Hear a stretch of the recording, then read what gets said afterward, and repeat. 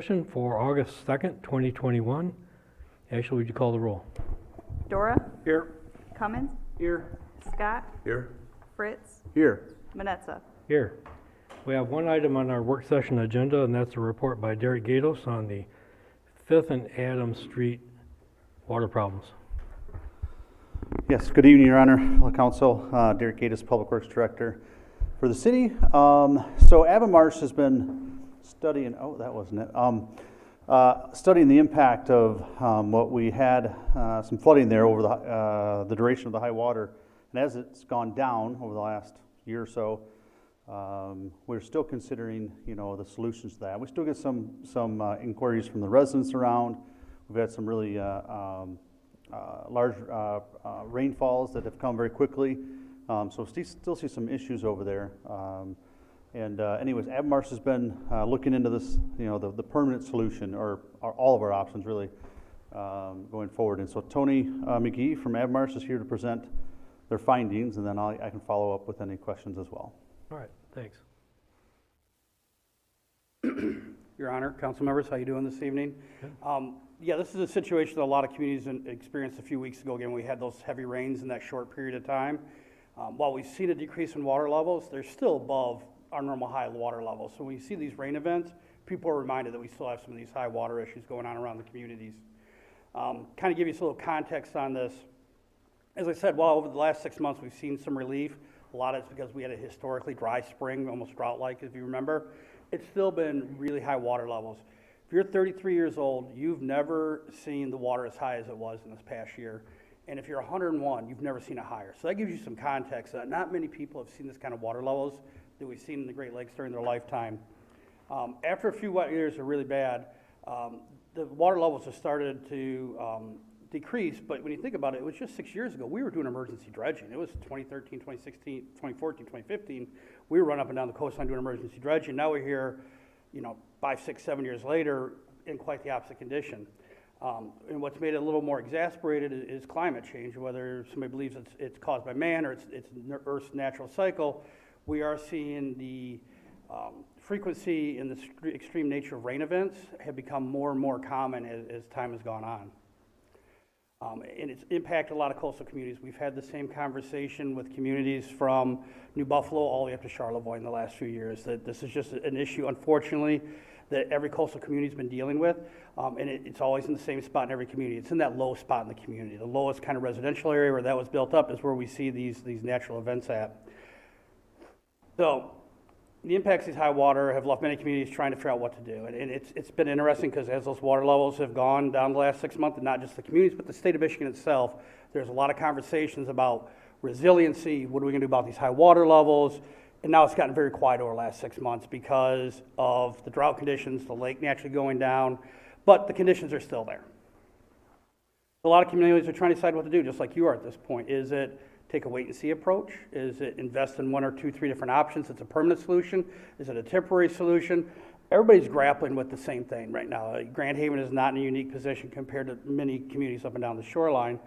So we've been doing assessments and keeping an eye on this area over the last probably 18 months now. I can't read that, so I'm going to have to read my chart real quick. My eyes are getting old. Just to give you some context of where the lake is compared to where it was. Right now in Lake Michigan, we are 18 inches below where we were last July. So that's a pretty significant decrease when you think about 1.5 feet below, but we are still 15 inches over the long-term monthly average for July. So while we're 18 inches below where we were, we're still 15 inches above July averages. So we're still pretty high, and overall, we're still 19 inches from the highest water recorded. Right now, we're 40 inches above where the lowest was. So we're still pretty high water levels right now. This just kind of shows you, if you look at the second graph down, that is Lake Michigan and Huron, you can kind of see that natural cycle level that goes through there. And as you get to right here, was last year at the worst, and you see we've started to come down a little bit right there. So what we've done is we've done some using LiDAR. We can see the topography of the neighborhood there. We've looked at, Derek was just telling me the pipe right now is still 3 feet below water, the bottom of the pipe? 3.5 feet below water. That outfall is still 3.5 feet fall water there. a lot of the flooding issues, a lot of the properties have experienced the groundwater. You got very high groundwater in that area. We've done some hand augers through the last year and a half to see where the water levels are. And you have a very high water table in that neighborhood there. A lot of the areas, the properties in that neighborhood, residential, actually sit above the streets. So there's not a lot of the streets impacting the residents, is water running off the residential properties into the streets. This kind of shows you the FEMA flood area. The entire neighborhood, as you see, is in the, the entire neighborhood through here is actually in the FEMA floodplain right now, and it has been. This is what a slide that really helps, because it shows you the topography of the neighborhood. The darker the area, the higher the topography. The lighter blue, the lower the topography. So this area where you get the worst flooding, as you see, is actually the lowest place in the neighborhood. This is your highest place. This is your highest place. This is your second tier high. So you can see how everything kind of drains to that center spot in the neighborhood there based on the topography. So we looked at a few different options. The first option here is really if you wanted to fix this properly, not have to worry about it in the foreseeable future. And what it would be doing is building essentially a separate stormwater system with a lift station. We'd put a lift station in that lowest part of the neighborhood. The water would gather there. It would use a force main and a pump to run it out to the river. So that would take care of that issue once and for all. Unfortunately, to do that, you're going to have to tear up the entire neighborhood. And it's got a $5.1 to $5.3 million price tag on it because you have to build a whole separate stormwater management system. So that means ripping up roads, putting that system in, replacing those roads. So but that gives you the full-on backup generator, electrical feed, grinder, pump, everything to make sure that drainage properly throughout the system. That's a lot of money though. So we looked at a couple other ones. Increased storage capacity, because one of the biggest issues right now is all the water gets in the neighborhood. That pipe is below water level still. It can't get enough head pressure to push itself out through into the river there. So what this would do is basically put a giant cistern in the neighborhood. That would create additional capacity in the system. That would allow it slowly to leach its way back into the water as the head pressure could force its way out. That runs about $3.25 to $3.75 million. The pro of this approach is we don't have to rip up the entire neighborhood to put a secondary stormwater management system in. The con of this approach is because that incredibly high water table in the neighborhood, it's hard to get a cistern in the ground when you push it into groundwater. So you have to go with some pretty heavy cisterns to kind of keep it low. You can't go like a plastic. You use a big concrete sort of thing to get it in the ground there. And again, it will not, these high rain events where we get 5, 6, 7, 10 inches of water in 2 days, you're still only going to have a finite amount of capacity in there. So at a point in time, if that cistern filled up, and there's not enough head pressure to push out into the river, you're going to get flooding in the neighborhoods. This is another increased capacity. As you saw earlier, there is one area of that neighborhood that's a natural low point.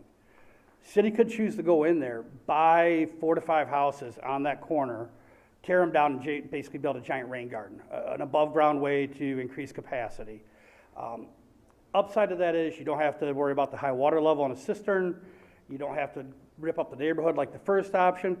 The downside of that is you're going to lose 4 or 5 families from your neighborhood, and it could be 4 or 5 kids in school. There's a lot of repercussions to the tax base and everything else to losing that. So there is some significant downsides. While it's 2.5 to 3 million, it's your middle of the road cost option. It does change the nature and the feel of the neighborhood. The plug and pump option, because I can't come up with a better term for it. You've been kind of doing something similar to this temporarily the last few years. What this would be is, as we've talked about at the outfall there, it's hard to get the water pressure through.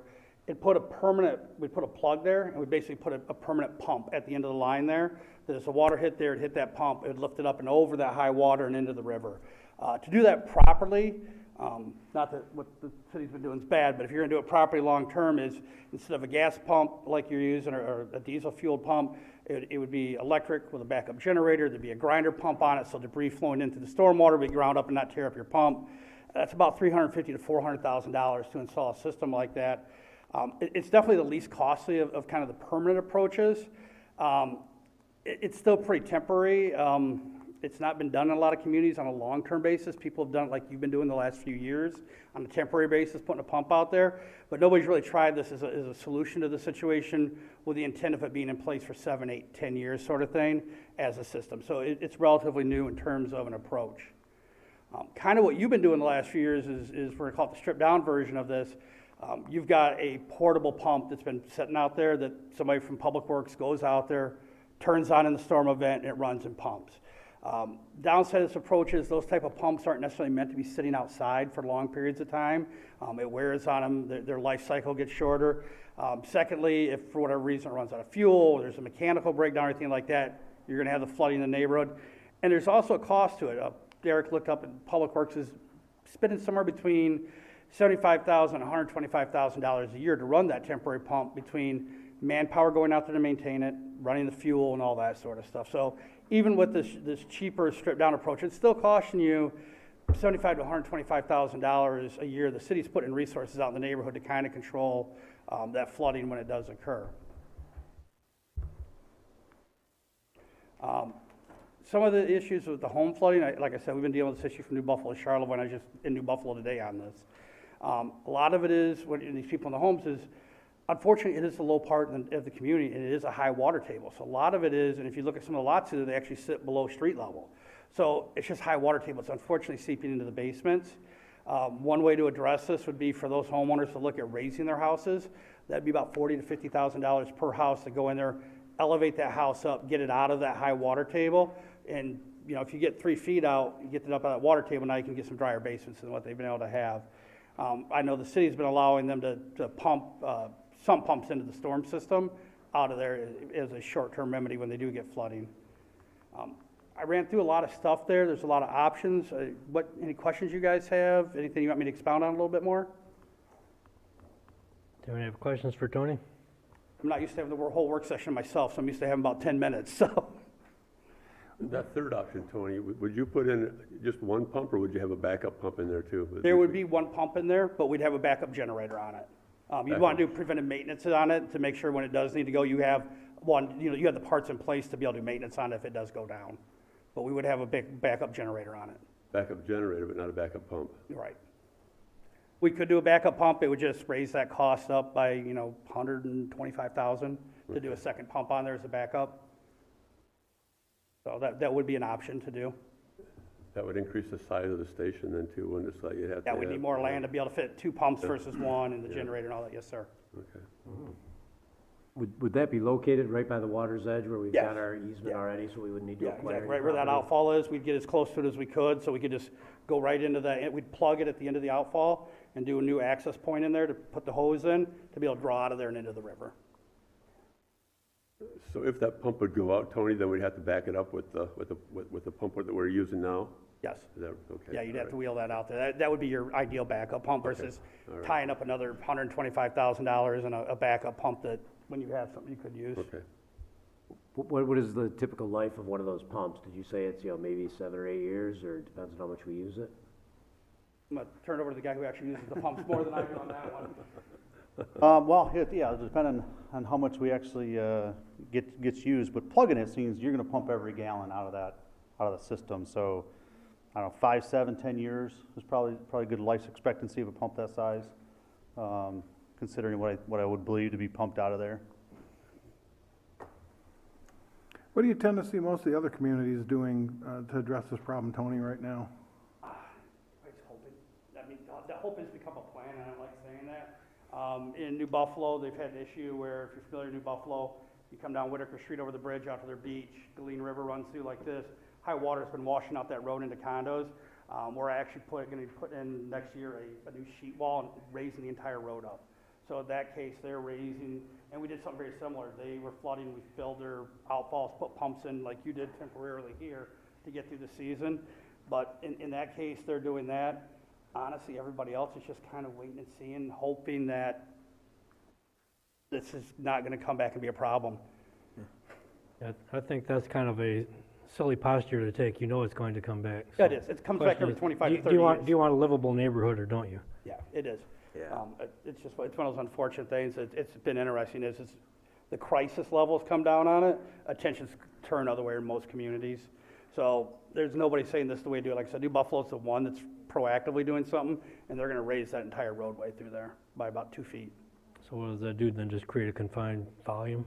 Yeah, exactly. That's not really an option for us. That doesn't do any good. That's a much different situation, correct. We're not gonna be able to get rid of the groundwater issue, but the problem is we can at least get the storm issue done and get that out of there for them. Right. It will help them, if they're pumping it out of there into the storm area, twofold, we'll be able to take care of the neighborhood much better for them. Right, create some capacity for what is rolling out of their yard into the streets, for that to give it some place to go. Can you capture any of the groundwater if you modify some of that pipe to perforated pipe or something like that? Probably the perforated pipe again, because the groundwater's so high, Yeah. it's really got no place to go because it's surrounded by water right now. Yeah. Yeah, and you say the outfalls are still 3 feet underwater in the river? Bottom of the outfall's 3.5 feet today. Well, it's, yeah, it's a 36-inch pipe and it's 6 inches under the river level currently. So, Okay. we know there's 42 inches to go. If we look at Tony's numbers here, you know, when we're at record low, or approaching that, is when you'll see the entire outfall. So just the whole neighborhood is so low, and the capacity coming out of there, that pipe, it will drain. In our last major events that, you know, at the end of July and June there, end of June or early July, within a couple hours, it actually, you know, dried up. But it just can't take it as quickly as we received it. Well, you can't generate any static head. It's just right there. It's the same area in every community. It's that low area. It's that low spot, low neighborhood, low point in every community that is experiencing the same problem up and down the coast right now. I don't know, the plug and pump seems to have gotten us through, but, you know, the concept of just stopping the end of the pipe and putting a pump there and letting it run when there's water in the reservoir or in the pipe, and that would work indefinitely. You might go through pumps, but it'd take a long time to buy $5.5 million worth of pumps. It's a what? Yeah.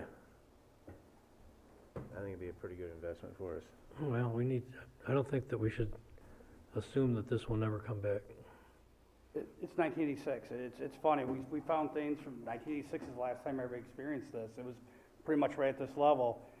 And everybody started finding structures that were put in 1986 that everybody forgot about because they've been covered over with 30 years with the sand and buildup, and all of a sudden when that all went away, we found all kinds of structures up and down the shoreline that everybody forgot was there that were put in last time this happened to prevent it from happening again in those areas. So, you know, there are people who do make some choices when this happens so that next time it comes around, they don't get hit as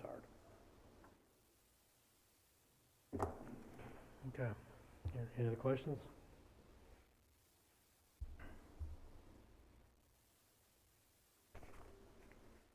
Anybody? I think that, you know, we kind of knew this was the news that was coming. Yeah. But I think we also understood up here that we can't just look the other way. Yeah. You have options. It really depends where you want to allocate resources and make your decision that way. You can't think of a more magical way of getting rid of the water? We've literally have 5 coastal engineers on staff, and that's the best they came up with is what we showed you is those options there. Okay. All right. You think there'll be any grants or anything, Tony, for this, these You kind know, of projects? We're always on the lookout. We know what you guys have as priorities for projects. We're always on the look for grants that align with needs in the community or priorities you want to do. With the stimulus money coming out, I think that could be a great opportunity to see if something gets piled into coastal resiliency or high water management the state could do. And we'll definitely pursue any opportunity that comes along in that aspect for you guys for sure. But as you said, that's in line with other priorities, so Exactly. there's always going to be a lot of demands on that money. I got a question about the floodplain map that you showed us up there. And that, somewhat rhetorical, I apologize, but going back in history, is that more or less the same contours that we've seen for decades, a half century, a century? Yeah, if you go back, I went back 4 cycles of flood maps, and the flood zone's pretty much the same, and they redo those every 5, 6, 7 years, so it's been a while. This has been the identified floodplain. All right, well, as it happens on our agenda, I think we're adopting new floodplain maps. Isn't that But ironic? they probably look just like this. It looks pretty close. Yeah. So, my point being that in other communities where you've seen this, have you seen people who go in and build subdivisions anyways in places that they know are flood prone? And what level of responsibility is there at the local level for developers who purchase lands in floodplains, probably at a less than normal market price because they know they're buying a property that is likely to be underwater much of the time, and they go ahead and develop there anyways, and then the waters come up as we knew it would happen. Is this something you see in other communities? There's a lot of mid-90s, early 2000 developments in other communities that were done after that 86 high water that we do see in other communities. A lot of the position the other communities take is our responsibility is the stormwater in our streets and our resources. We will manage that. If it's on your property, it's the private property owners. That's kind of the tack that a lot of other cities we work in have taken along the shoreline. The city takes responsibility for what is within their rights of way, and everything else they kind of leave towards the property owner. So when we accepted that right of way, we accepted a right of way running through a floodplain. Correct. So, eyes wide open. The final, it was just a bullet, it wasn't one of your options, about 35 to 40 grand per home to raise them up. Yeah. How many homes do you think would be necessary to get, are we talking 10 homes, 3 homes, 5 homes? About 8 to 10 is kind of where I think you're at, that are probably experiencing, we'd have to go inspect them all, but from anecdotal things we've heard from people, looking at the ones I could see that are sitting below the street level, and I could see almost standing water in the yards over the last year and a half, so we looked at it, we were in the 8 to 10 range would be our guess to get those elevated up and out of that water area. And I think most of us have seen them, we've all gone down there when it rains, and I Oh, yeah. totally, that's what I've seen. But, you raise them up, 40 to 50,000 each, and okay, now their home's up, they still need waders to get through the water to get to their home. Still got sewers that back up. Yep. Sanitary, or storm sewers that back up. Correct. They're definitely well separated down there, that's relatively new Yeah, but that's an, sanitary you know, installment. the comment about developers putting these in, this is an old neighborhood, so it's been part of the community for 100 years. So it's not like it just happened. Tony, do you think if we address the water that is continually soaking into the ground and laying on top of the streets, that will help mitigate some of the groundwater that these folks are trying to live with? Minimally, not enough to make a significant difference, just because if you think about that area over there, let me get back to that map if I could. Better there. I mean, you can see how much water really surrounds this neighborhood there, so you think of all the groundwater that's connected through there. We'd almost have to open up leaching basins into the soil itself to draw water out into the system to pump it out, and it'd be a constant cycle you're fighting, unfortunately. It's always been pretty low. My uncle lived down there. I had family that lived down in that area, and they've always had moisture. I mean, it was always damp down there, so. Yeah, I would not be surprised if there's some homes down there that have been damp since the day they were built. Denny knows, too. Both of us had families down that way, so. I know that that street's been flooded when I worked for the city back in '68. I mean, I know that road's been flooded a lot of times, so it's not the first time, that's for sure, but yeah, it's with the high water table now, it's even worse yet, so, yeah. Yeah, and like I said, it's probably the last 6-8 months from last fall till that big storm, you probably didn't get a lot of people calling about it or concerns, because we went through a weird late fall, spring drought that we normally don't see, combined with the Lake Michigan dropping a little bit, that people saw some relief until that big storm hit, and everybody reminded of that we still have high water levels. Groundwater. You know, Tony, you mentioned about how much the Lake Michigan is down from a year ago, but are inland lakes and rivers down that much as well? I mean, They're down, it doesn't appear, because when I go out on my kayak, it doesn't appear to me that they're down that much. not that much, but they are down from where they were. There's been a lot of the inland lakes around Matawan area outside of Kalamazoo there. They were up and they were actually running, believe it or not, pumps from lake to lake to lake to move the water volume around to try to keep it balanced because they were so high. And they've seen a little relief on that, but not like we've seen on Lake Michigan. It's the short answer is the problem's not going away. It's just, No. it's a little different. It will be back in the next, and that's the weird thing. It used to be Lake Michigan would have this pretty consistent, like, 11-year cycle of troughs and highs, and now it's just all over the place. It'll be 7 years, it'll be 12 years. It'll come back. We just don't know when anymore. We used to be able to predict it with a little bit of knowledge, and then with climate change, we can't guess those cycles like we used to be able to. Even prior to the current situation with the high water, we had flooding in that neighborhood. When we get big rainstorms, the storm system's just not adequate to keep up. Even when the water level was down in the 2013 range that you were talking about, we still had flooding down there. Yeah, I mean, I wasn't here in 13, but, I mean, if you hydraulically look at it, it's way better when it's at the low levels, but still the capacity And the groundwater table in and of itself is still gonna cause those issues. So when you're pumping it, you're just getting temporary relief. You're just moving the water, but it's just coming back continually until it can absorb it and it gets down below that surface level, and then it seems to be, but right now the problem's there. It's just, but you just can't see it every day.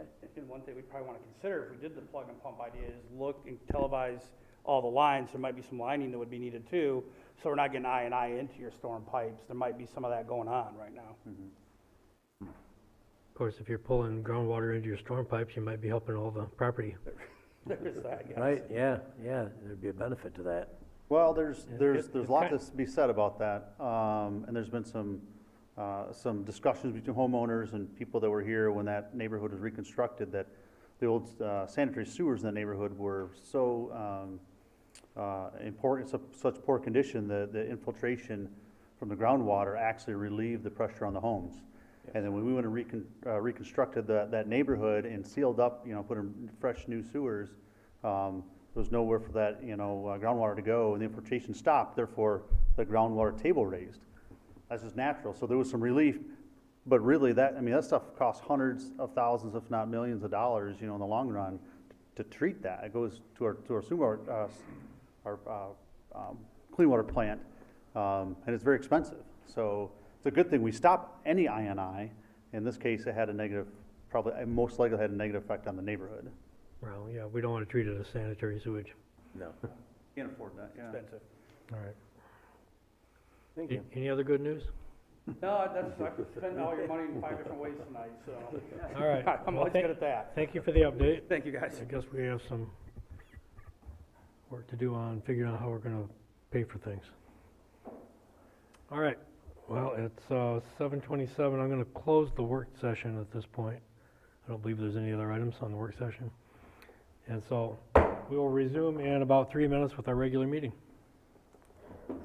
That will give Eric Caitlin enough time to play a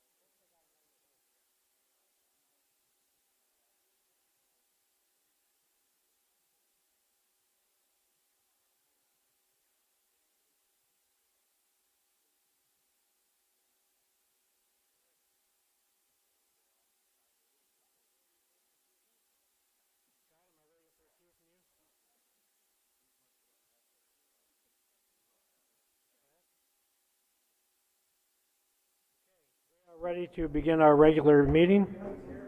You can please find a seat. Patty, you ready?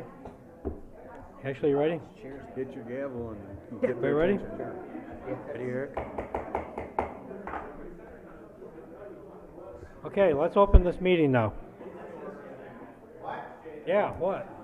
Okay. Okay, thank you, everyone. Thank you for coming.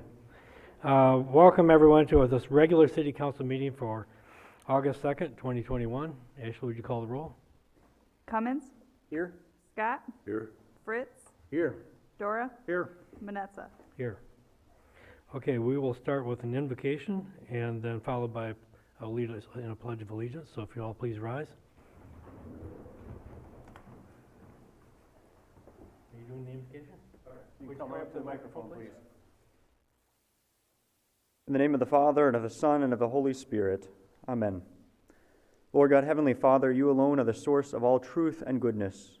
Enlighten our minds with your Holy Spirit that we may think such things as are right, and by your merciful guiding accomplish them. Through Jesus Christ, your Son, our Lord, who lives and reigns with you in the Holy Spirit, one God, now and forever. Amen. I pledge allegiance to the flag of the United States of America and to the republic for which it stands, one nation, under God, indivisible, with liberty and justice for all. Thank you. Okay, we have no appointments or reappointments this evening. I do have a presentation, which is not on our agenda. However, I have a presentation from Mr. Pat McGinnis for 18 years of dedicated and loyal service. So, Your Honor. so this is 18-year mark. Very nice, thank you, I appreciate that. Thank you very much. Thank you. If I was born, I could vote now. If I was born, when I here. 18, wow. Congratulations.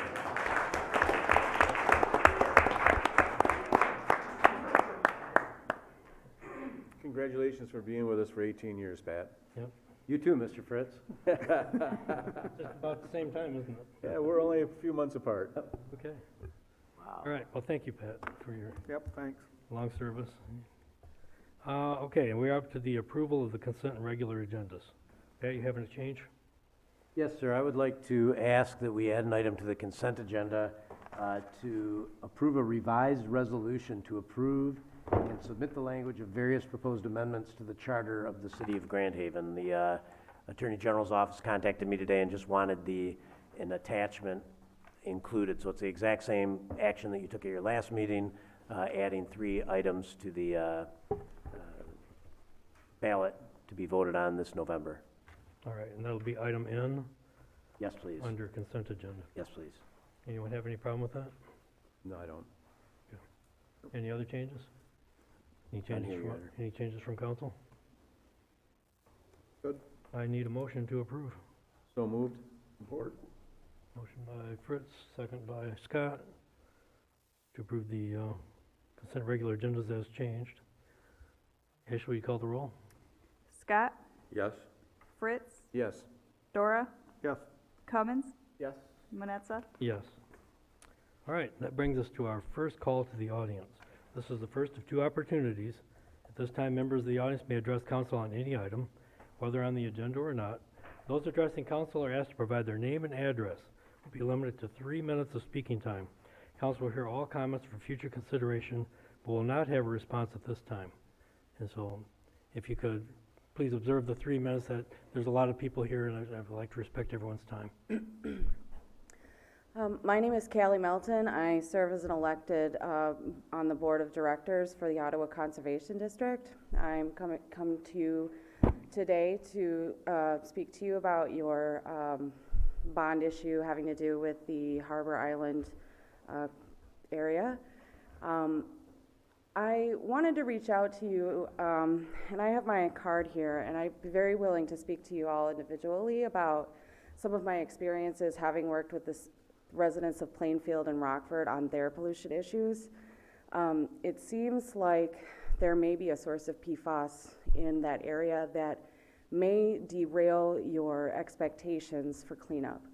Looking at, the bond issue that you have coming up, you have slated approximately $5 million plus $12 million for cleanup. That is just not going to be enough.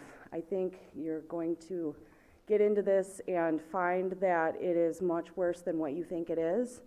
And so, unfortunately, with that, I hope that you will take a step back from approving this bond and allow Eagle and the EPA to dive a bit more into what they think the problem might be there before you take the step of bonding out money and trying to build another power plant. A couple of reasons for that.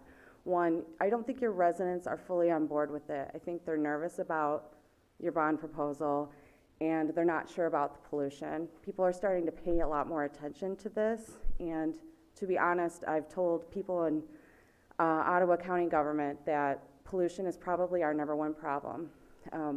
It makes people sick, it makes animals and our water sick, and we need to do more to make sure that we're keeping that out of our waterways.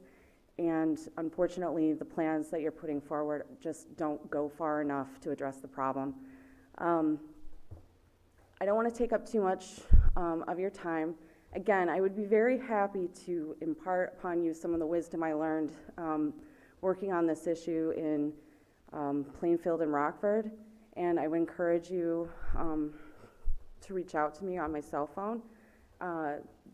You aren't getting all the facts, and you don't want to go forward without all the facts, because it probably will be more than what you'd hoped for. So I'm going to pass my card up. Thank you for your time. If you would give to Ashley.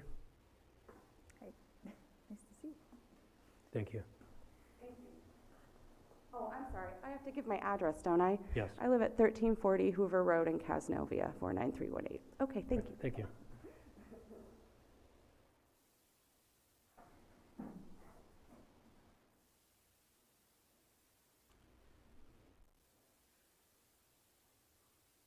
Hello there. I'm Field Reichard. I live at 427 Sand Drive in Grand Haven. I'm sorry about that. One should learn to turn off their phones.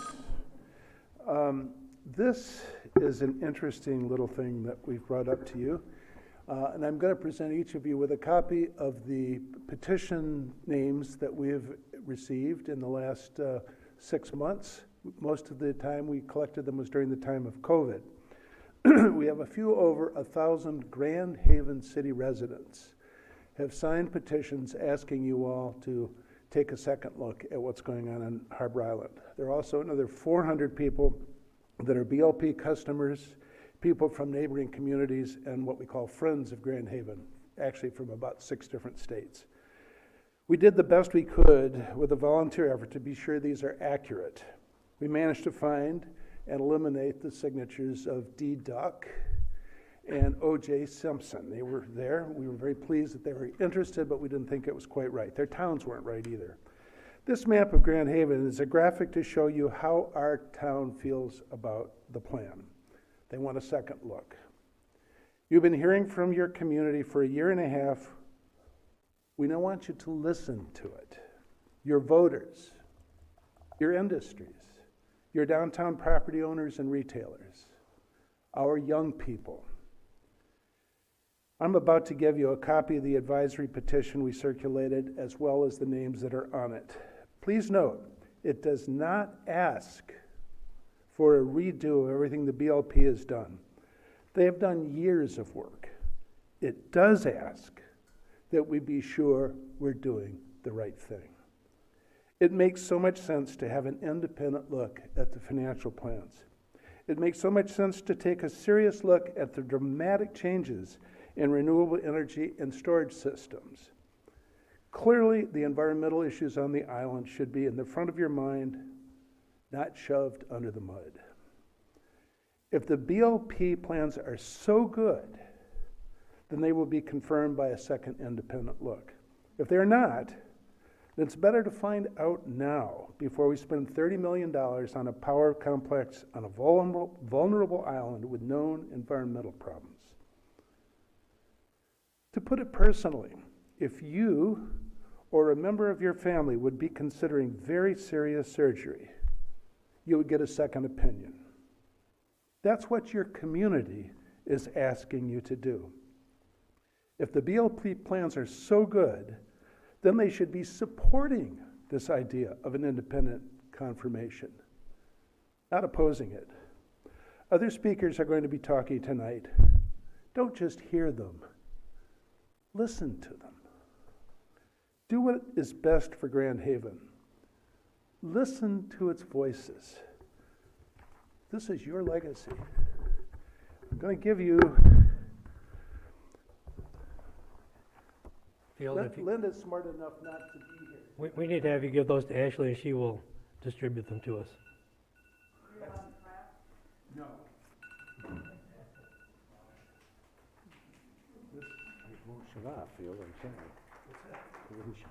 Field, No, give just give them to Ashley. Give them to Ashley, and she'll hand them to you.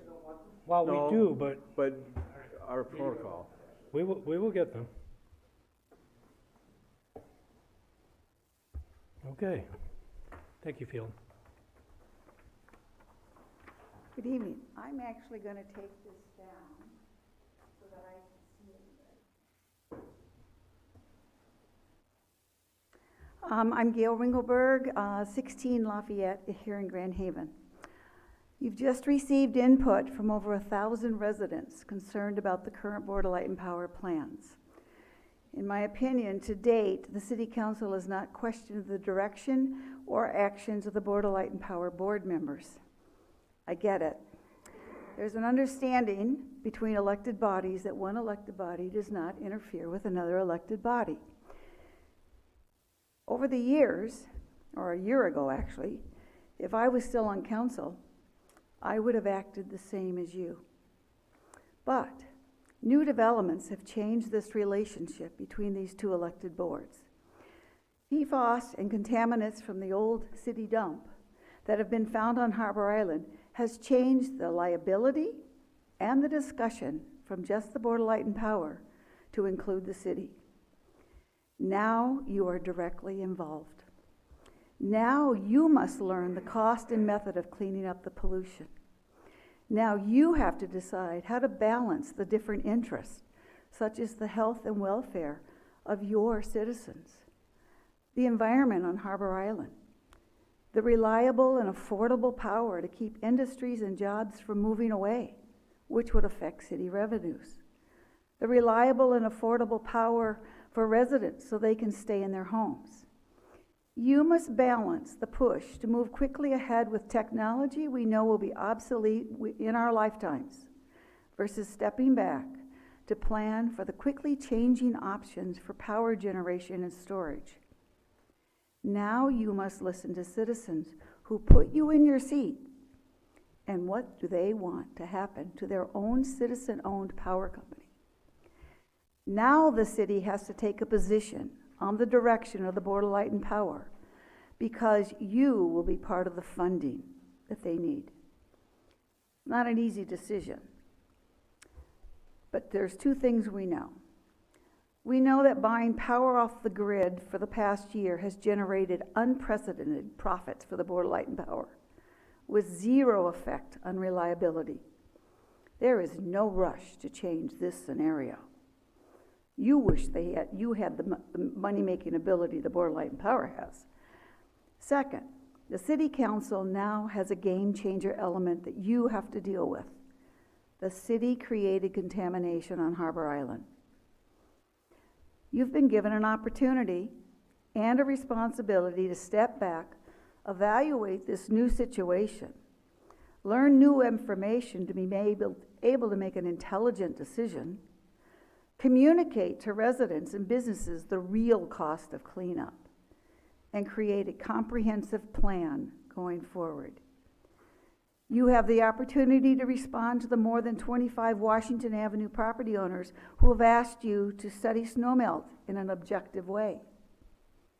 Now you have the opportunity to rebuild the lack of trust that our citizens have for the Board of Light and Power, and change the perception that you are just rubber stamping their plans. The ball is in your court. You can take a leadership position and do a thorough investigation into what truly is the cost of the cleanup, investigate the direction for assessing power, providing the best cost benefit for your citizens, or you can vote to approve the incomplete financial request the Board of Light and Power is asking you to vote upon now. Rubber stamp or leader, it's your call. Thank you. Thank you.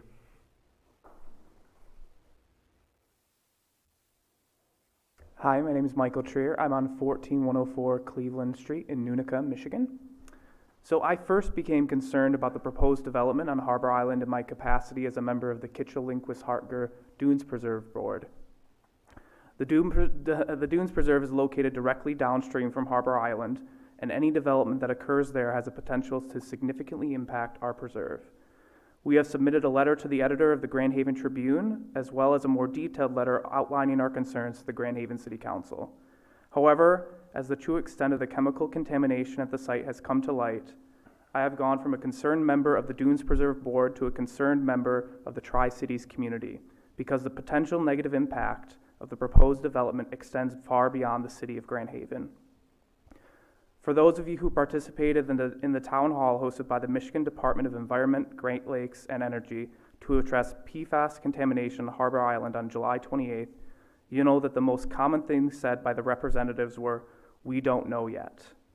Not only do we not know the true extent of the contamination, we don't know whether or not this contamination is moving, and if it is moving, we don't know what direction it's moving in. We don't even know when the monitoring wells that will be used to answer these questions will be fully installed. We don't know how to clean up this contamination, how long it will take, or how much it will cost. The list of things that we don't know are seemingly endless, and none of these things will be settled by the time you vote on this proposal on August 16th. On the contrary, the list of the things that we do know is extremely short. We know that until all these questions have been answered, no plan to redevelop Harbor Island should move forward. Now, let's imagine that against all common sense, the City Council votes to proceed with this proposal. Does it make sense to invest tens of millions of dollars in a natural gas power plant in a state-of-the-art technology center on an island that was nearly completely underwater a little over a year ago? Does it make sense to invest all this money building on a chemically contaminated, flood-prone island that is one of the defining features of our waterfront? If it is absolutely necessary to build this facility, why not do it in an area that isn't contaminated with cyanide, ammonia, arsenic, and PFAS? Why not do it in an area where we don't risk releasing this contamination and where it won't taint the view of the defining feature of our community, our beautiful waterfront? The City Council has the power and the responsibility to protect our community from the contamination that so many other communities in Michigan have fallen victim to. I hope that when you look back on the vote that you cast on the 16th, you can say that you upheld this responsibility and you protected the people who you serve. Thank you. Thank you.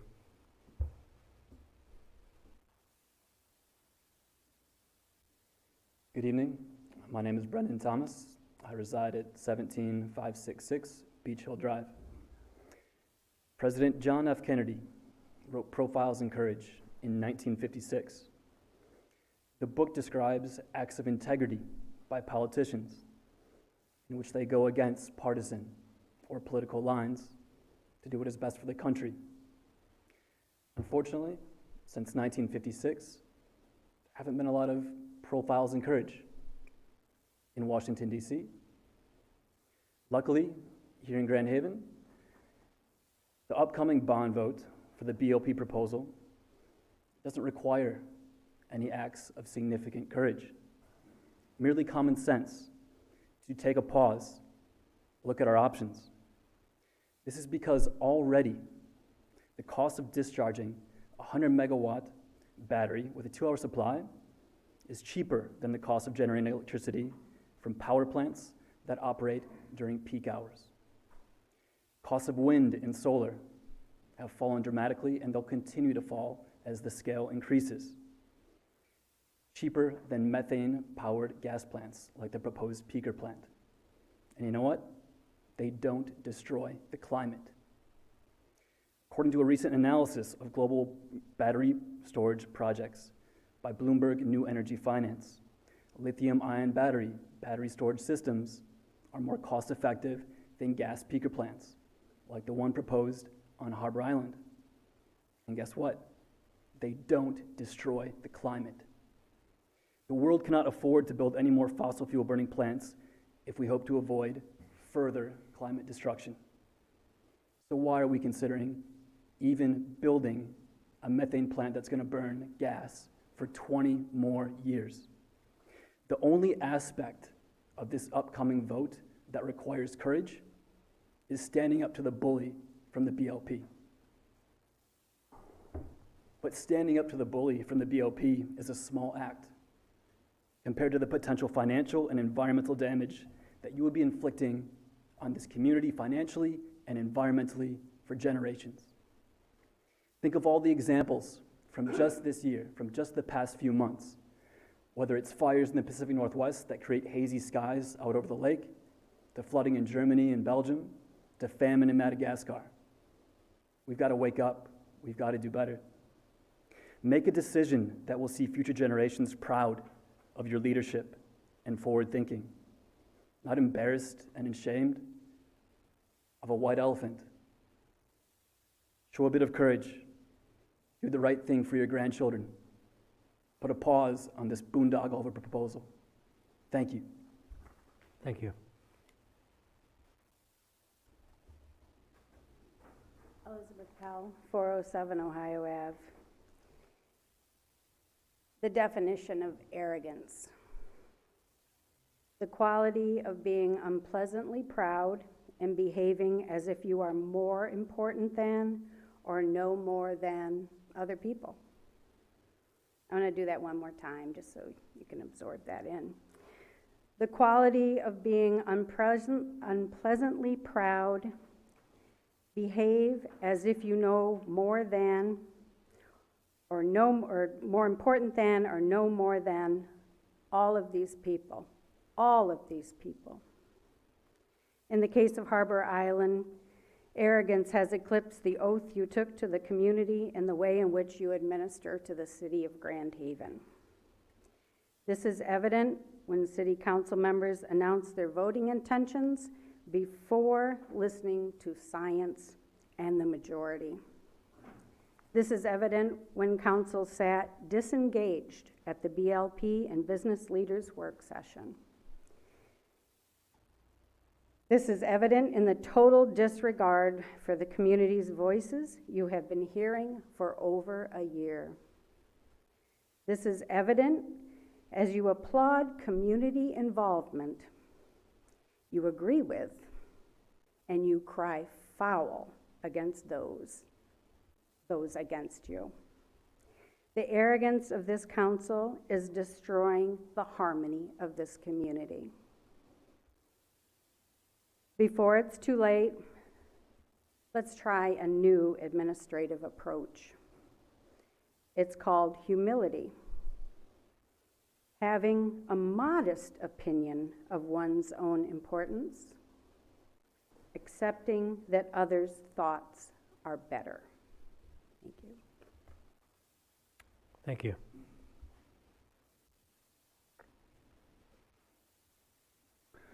My name is Jeffrey Miller. I live at 1120 South Harbor Drive. The Board of Light and Power's last major rate change was in July of 2016. Since then, they have averaged roughly $300,000 in net surplus per month, or nearly $4 million a year. The net income for the last fiscal year was an amazing $7.4 million. So now the Board of Light and Power Board of Directors have been told that they have cash on hand of $29.4 million with a bond anticipation debt of $13.2. If you, the City Council, don't support the $50 million bond request, the Board of Light and Power would have enough money to pay off their initial bond issuance and still have $16 million on hand. That would then leave the city with 3 outstanding issues. First is remediation. A pause would allow the various regulatory agencies to not only figure out how contaminated Harbor Island is, but what the plan of action should be, how long the work should take, and most importantly, how much it would cost. Then, figure out the various funding sources within the state and federal agencies. Pat, Derek, and other city administrators regularly secure outside funding to help pay for part or sometimes all of the costs of different city projects. Why would this situation be any different? And remember what Mark Van Patten wrote in his letter to you 2 weeks ago. A piecemeal approach to remediate Harbor Island, and I quote, will foreclose access to federal and state funding that requires comprehensive cleanups. There is no reason for the city to try and fix this decades-old problem immediately, on its own, or on the cheap. It's going to take time, and it's going to take partnerships. Second, the tech center. What about the proposed tech center? During this same period of time, if there is a developing need for the Board of Light and Power to find long-term office space for some of their current employees, then the BLP can work with the city or private sectors to find a solution. A colleague of mine will sort of elaborate further in just a moment. And third, citing the new power plant. Remember that the BLP general manager told you last month at the community center, Harbor Island is not the best or ideal place to site a power plant. So where would be the best location if it's deemed necessary? And with whom would the BLP partner? Also, construction costs have skyrocketed during the pandemic, and the cost estimates for the power plant and the tech center were done a long time ago. I just had a conversation with an Eagle employee last week who said that the power plant, were it to be built, would have to be built above the 500-year plane. That will cost more money. But building standards and environmental regulations have changed significantly since SIMS was created. Why wouldn't it be prudent to see what the cost projections would be using today's dollars? Shouldn't you put a pause on the BLP's plan and make sure that you get a handle on all of the financial and environmental considerations before proceeding? Isn't that what due diligence is all about? Thank you very much. Thank you.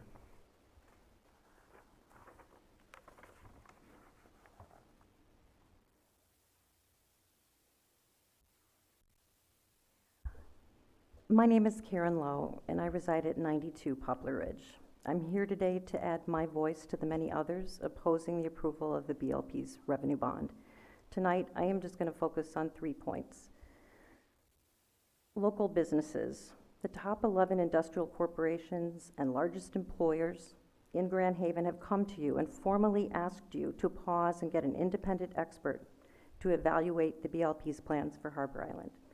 Note that these businesses are not just the largest companies in Grand Haven, they are also the BLP's largest customers, accounting for 65% of their revenue.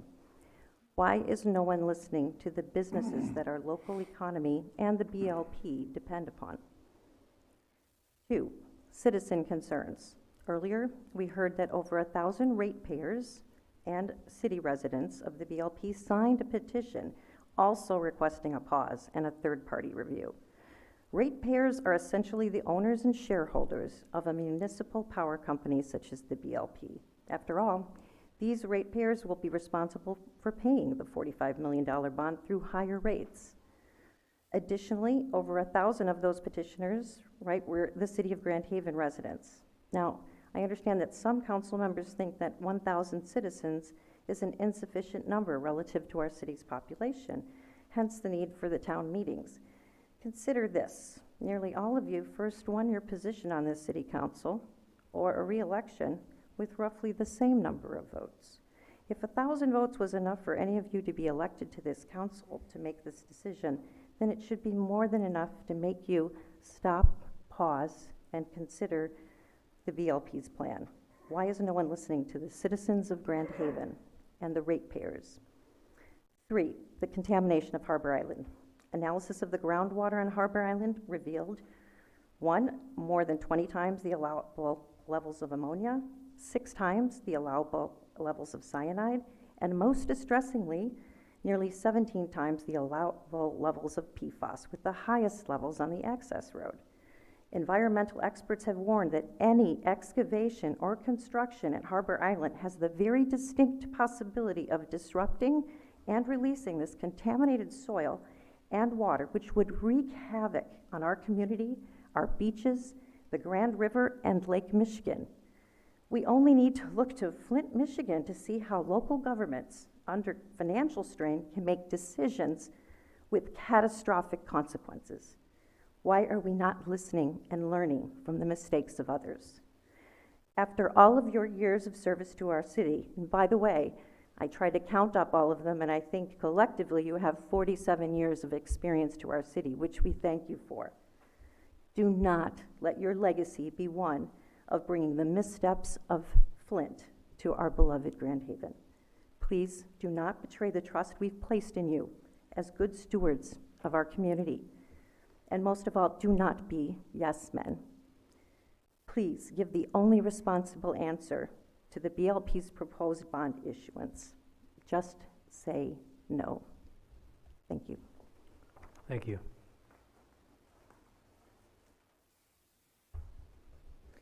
My name is Shannon Donnelly, 15857 Brucker Street. I'm out in the township, but I'm a customer of the Board of Light and Power. As a customer of the Board of Light and Power, I have nothing bad to say about their ability to meet the needs of distribution. Trees come down, lines get knocked down, and they come right out and fix them. That's never been a problem. But we're talking about the production and what they're doing on Harbor Island. A couple of things that I thought of as I was listening to others speak. The last meeting I mentioned to you, if you go back through the minutes, legacy pollution. And I think what we're hearing from other people and from me in my heart is that we want a legacy of promise, and we're not getting it if you vote yes on that bond proposal. There's no monitoring in the line items on the BLP's budget.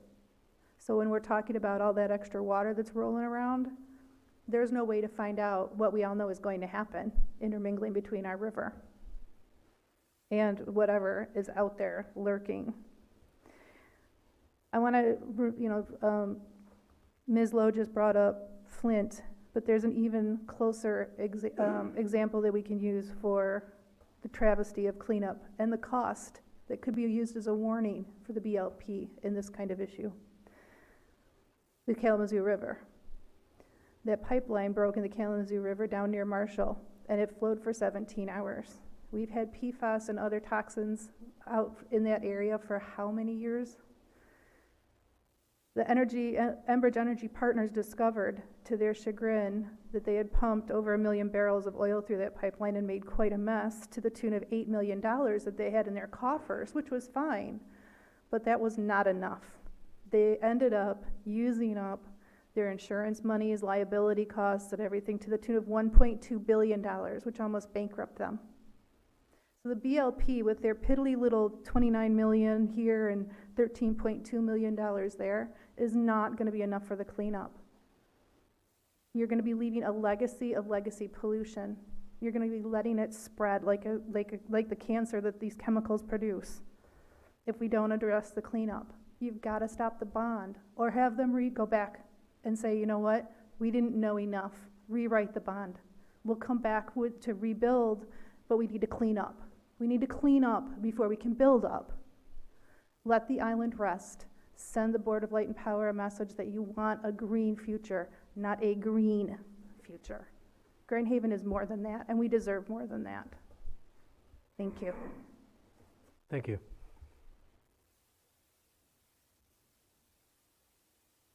Thank you for the opportunity to speak. My name's Jim Hagan, 400 Lake. The topic I'm speaking on at this council meeting is the need to have a holistic approach to control the cost associated with Harbor Island. The cost of the BL portion is known, but the cost for the city's portion, the taxpayers of Grand Haven, is unknown. A concerted effort is needed to keep the total cost reasonable. One of the ways of managing cost is by looking at ways to reduce the cost of some of the BLP project. There's a potential win-win out there in regards to locating some of the BLP personnel in the lower level of the community center. It would be an ideal location for BLP's front office, the reception counter, customer service, accounting, administrative director, financial manager, general manager, and the boardroom. This would put the public-facing BLP personnel downtown within proximity of City Hall. Citizens could pay their water and sewer bills at City Hall, then hop over to the community center to pay their electric bill. The lower level of the community center also has more than sufficient room for either the backup or the main control rooms.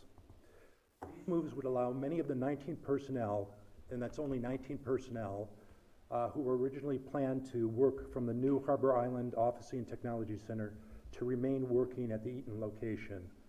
BLP's addition to the downtown would be welcomed by restaurants and merchants. A long-term lease would assist the city financially. Tonight's council agenda contains an item to approve an Avon-Marsh lease for 2,640 square foot in the Department of Public Safety's lower level for $12.45 per square foot per year. Applying the same rate could generate $59,573 per year based on leasing 4,148 square feet of the lower level of the community center to BLP. And I would ask, who amongst the council would not look at this potential lease as a win-win? I'm asking City Council, the monetary stewards for the citizens of Grand Haven, to think about the need to minimize the cost to the taxpayers for the BLP Harbor Island project and the Harbor Island cleanup. We heard from the BLP's bond counsel that you have the right to downsize aspects of the project, but not change the location stated in the notice. So I'm asking you to to propose a carve-out to not spend money on the new office complex on Harbor Island. Thank you. Thank you.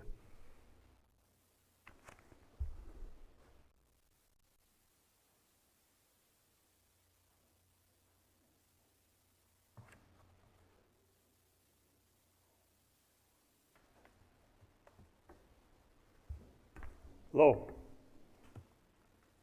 My name's Chip Frankie, and I live in a van next to the river. No laughs, man, this is a tough crowd. Yeah. I actually live at 17270 Quail Creek Drive in Spring Lake Township. But if I did live in a van next to the river, I think I'd be a little concerned with what I'm hearing here tonight, even though it might be a lovely place to be. I have a letter here that I'd like to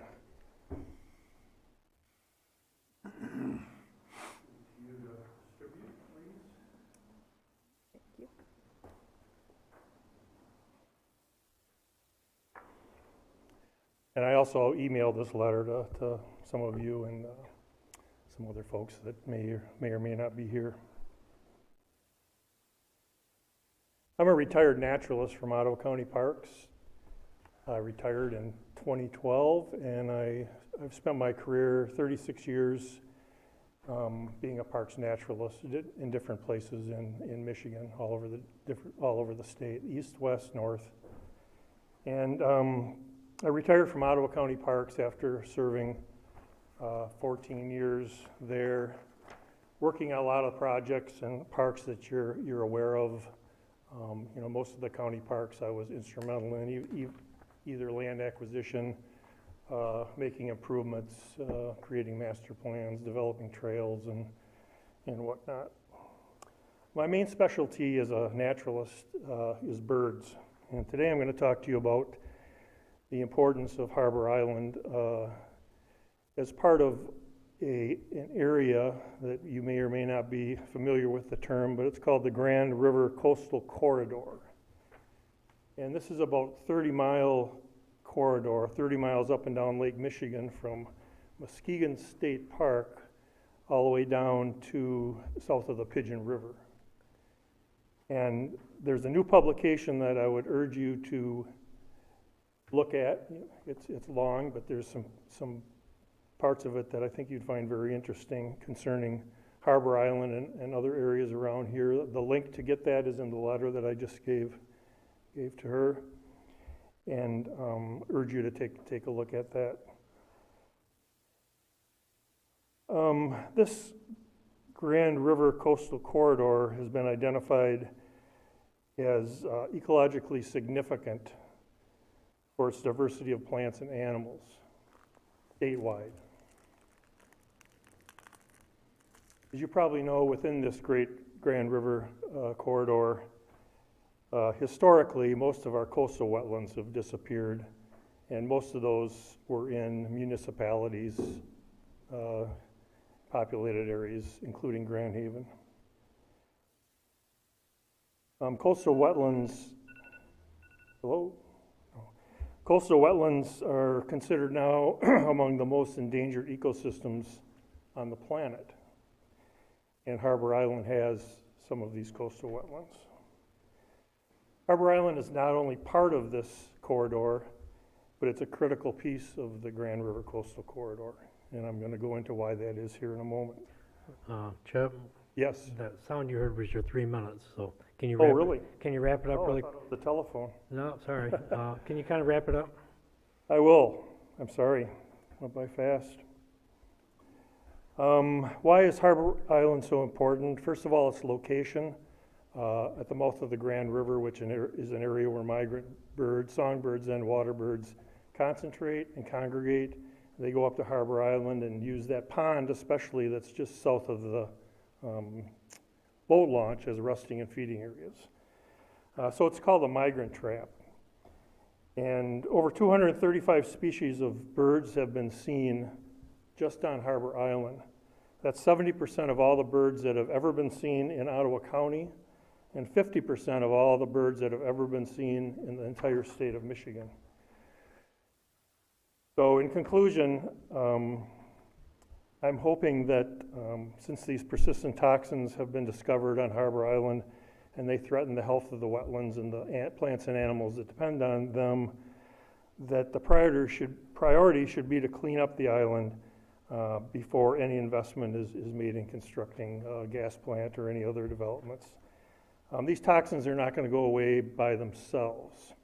They're always going to be there until they're properly cleaned up. So we can do it now, or you can leave it to your children and grandchildren to do it at a later date. Thank you. Thank you.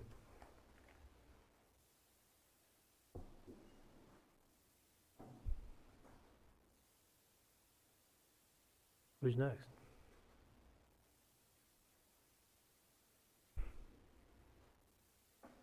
If anyone else would like to address council at this time, please do so now. There will be a second opportunity to address council at the end of the meeting, but if this is your opportune time, then we're still listening. You need your picture? Go ahead. Thanks, Jeff. If no one is coming forward, I'm going to close this call to the audience. There will be a second call to the audience at the end of the meeting. So, okay, I'm going to close call to the audience. We're going to move on with the consent agenda. Ashley, would you like to read that? Yeah. This is to approve the special work session minutes of July 6th and 12th, 2021, and regular meeting minutes of July 6th, 2021. To approve the bills memo in the amount of $2,236,776.78. To approve a Michigan Main Street Program Community Requirements and Expectations Agreement to maintain designation as a Master Michigan Main Street Community and authorize the city manager to execute the agreement. To approve the Grand Haven Main Street Sidewalk Sales Event to be held downtown Grand Haven on Friday, August 20th from 9 a.m. to 7 p.m. and Saturday, August 21st from 9 a.m. to 5 p.m.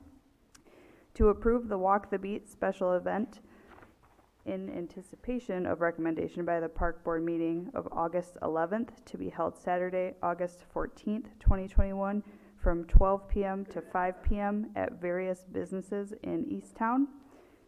To approve the extension of WAWL Sounds of Summer concert series being held at Bolt Park through August 24th, 2021 by adding 2 additional weeks from the original approval.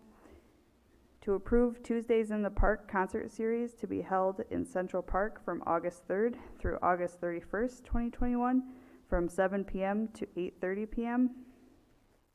To approve the purchase of 3 zero-turn mowers and stand-on blower in the not-to-exceed price of $37,502.49 from Steensma Lawn and Power Equipment, and authorize the mayor and city clerk to execute the necessary documents. To approve the purchase of a 4-ton asphalt hotbox trailer in the not-to-exceed price of $29,592.59 from Falcon Asphalt Repair Equipment, and authorize the mayor and city clerk to execute the necessary documents. To approve the purchase of a 3/4-ton pickup truck, a 1-ton pickup truck, and a 1-ton dump truck in the not-to-exceed price of $99,886.75 from Preferred Ford, and authorize the mayor and city clerk to execute the necessary documents. To approve the 9th Amendment to the restated contract allowing the Grand Haven Spring Lake Sewer Authority to provide sewer service to facilities outside of the geographical boundaries of the constituent municipalities under certain expanded conditions, and to authorize the mayor and city clerk to execute the necessary documents. I gotta take a breath there. To assign the Robinson Landing Master Agreement with GH Comstock LLC and all ensuing liability and responsibility of CLT-related activities to the Grand Haven Area Community Land Trust. To approve the proposal from Avonmarsh in the amount of $24,880 to provide preliminary and final design and construction engineering services for fiscal year 21-22 manhole rehabilitation, and to authorize the mayor and city clerk to execute the necessary documents. And to approve a revised resolution to approve and submit the language of various proposed amendments to the charter of the city of Grand Haven. Is there a motion? So moved. Second? Motion by Prince, second by Dora. Questions on any item in the consent agenda? Well, since we had the new addition, it would be nice if we let everybody know exactly what that new addition is. I would like to have kind of a brief synopsis so people at home understand what we're doing here. Pat, would you like to do that? It's my pleasure, Your Honor. It's always good to try to inform the voters every chance we can get about a pending ballot issue that would change 3 things about your city charter that you talked about quite a bit, wanting to do some charter amendments to do some general cleanup of the city charter. The first one of those is to eliminate references to a city hospital, municipal courts, the county board of supervisors, and a municipal library. Those 4 things are no longer city-operated and owned. However, there are significant sections in your charter that go into some detail about how all those things are set up, and according to the city attorney, we can't just pull those pages out. We have to leave that antiquated language in the charter with a small reference at the end that says these sections are no longer in play because they've been superseded by other things. And I think that's unfortunate. People tend to look at our document and maybe read through it, and you put all that time into reading about a municipal court system only to get to the end to find out it doesn't exist. So that just seems like something worth cleaning up. So you put those 4 items on the ballot. The second is to no longer require the city attorney to be present at all meetings. As you can see, the city attorney's not here tonight. They are available if we need to talk to them about something that comes up. However, they're not here, and that's been the case for probably 15 years. So we thought it'd be a good idea to look at the charter and eliminate that requirement because it really hasn't been followed in many years. And then finally is the gender neutrality, the pronoun gender neutrality section. You'll be changing all of the they, theirs, them to he, his, him throughout. I'm sorry, I got that backwards. Other way around. We're not going from neutral to non-neutral. We're going from non-neutral to neutral. So the masculine gender references will be rinsed out of the charter and replaced with gender-neutral pronouns. And today the representative from the Attorney General's office called and said they wanted us to include the entire content of the changes. What will the charter look like after those changes are made, with specific emphasis on the pronoun issue. They want to see what that's going to look like. And I said, well, all of the he, his, him are going to be changed to the gender-neutral they, theirs, them. what more? And he says, well, we actually need to see it. So we have to include all 72 pages in tonight's resolution, which will be sent off to the state. So they've got that. That whole thing won't be on the ballot. It'll still be a short question on the ballot. But at each polling location, we will have a poster with the entire content of the charter, and everything that's being changed will be up in a big poster on the wall. So if people want to double check Ashley's work and make sure she didn't miss any of those he, his, hims, I don't think she did. I read through it and didn't find any, so I think we got them all. So that's why the item is being reintroduced tonight, and you're being asked to approve it a second time. And specifically, the item added tonight was an attachment to the entire charter with the additional words. Exactly, and just by default, it will also include those other two changes as well, the stricken language about the 4 things that don't exist anymore, and the amended city attorney language. Instead of saying the city attorney shall be present at all meetings, it'll say the city attorney shall be available at all meetings, which in today's electronic age, we could Zoom that person in anytime and they could be technically present. So I think it's and at the cost of legal services these days over the last 15 years, that has really saved you a lot of money because as you might recall, when they were here, whenever you would ask them a question, they'd say, that's a very good question, I'll need to get back to you at your next meeting, because they want to go back and do the research. So we never got immediate responses anyways, so I don't think we've had the city attorney here for just routine purposes for well over a decade. All right, so largely this is the amendments to the charter are housekeeping and the pronoun issues. Correct. Will those be available on our website, Pat, the changes? Absolutely, we can do that. It'll be part of, it'll be in the packet, and we can put it up. We'll do an awful lot of PR throughout the late summer and fall to make sure everybody knows what's going on there, and we hope to educate, and I'm hopeful that this is a good run at this, at doing charter amendments, so if you do have some other more substantial items you want to take up, you can have some, lively debate over the next year and maybe put something on next fall's ballot, and you'll be used to it. You'll understand the process, and we'll go through it again. It's fairly low cost, some hours of staff time, and it doesn't really cost anything because we're holding the elections anyways. Thank you, Pat. Thank you. Other questions? The items for Public Works are all budgeted items, and we're within budget. Yes, but I'd like Matt to be able to tell you that with a look you right in the eye, or you look him right in the eye. I'm glad he came. Good evening, Mayor, Council. Matt Wade, Streets and Utilities Manager, Public Works. Yes, they're all within budget currently. Okay. Thank you.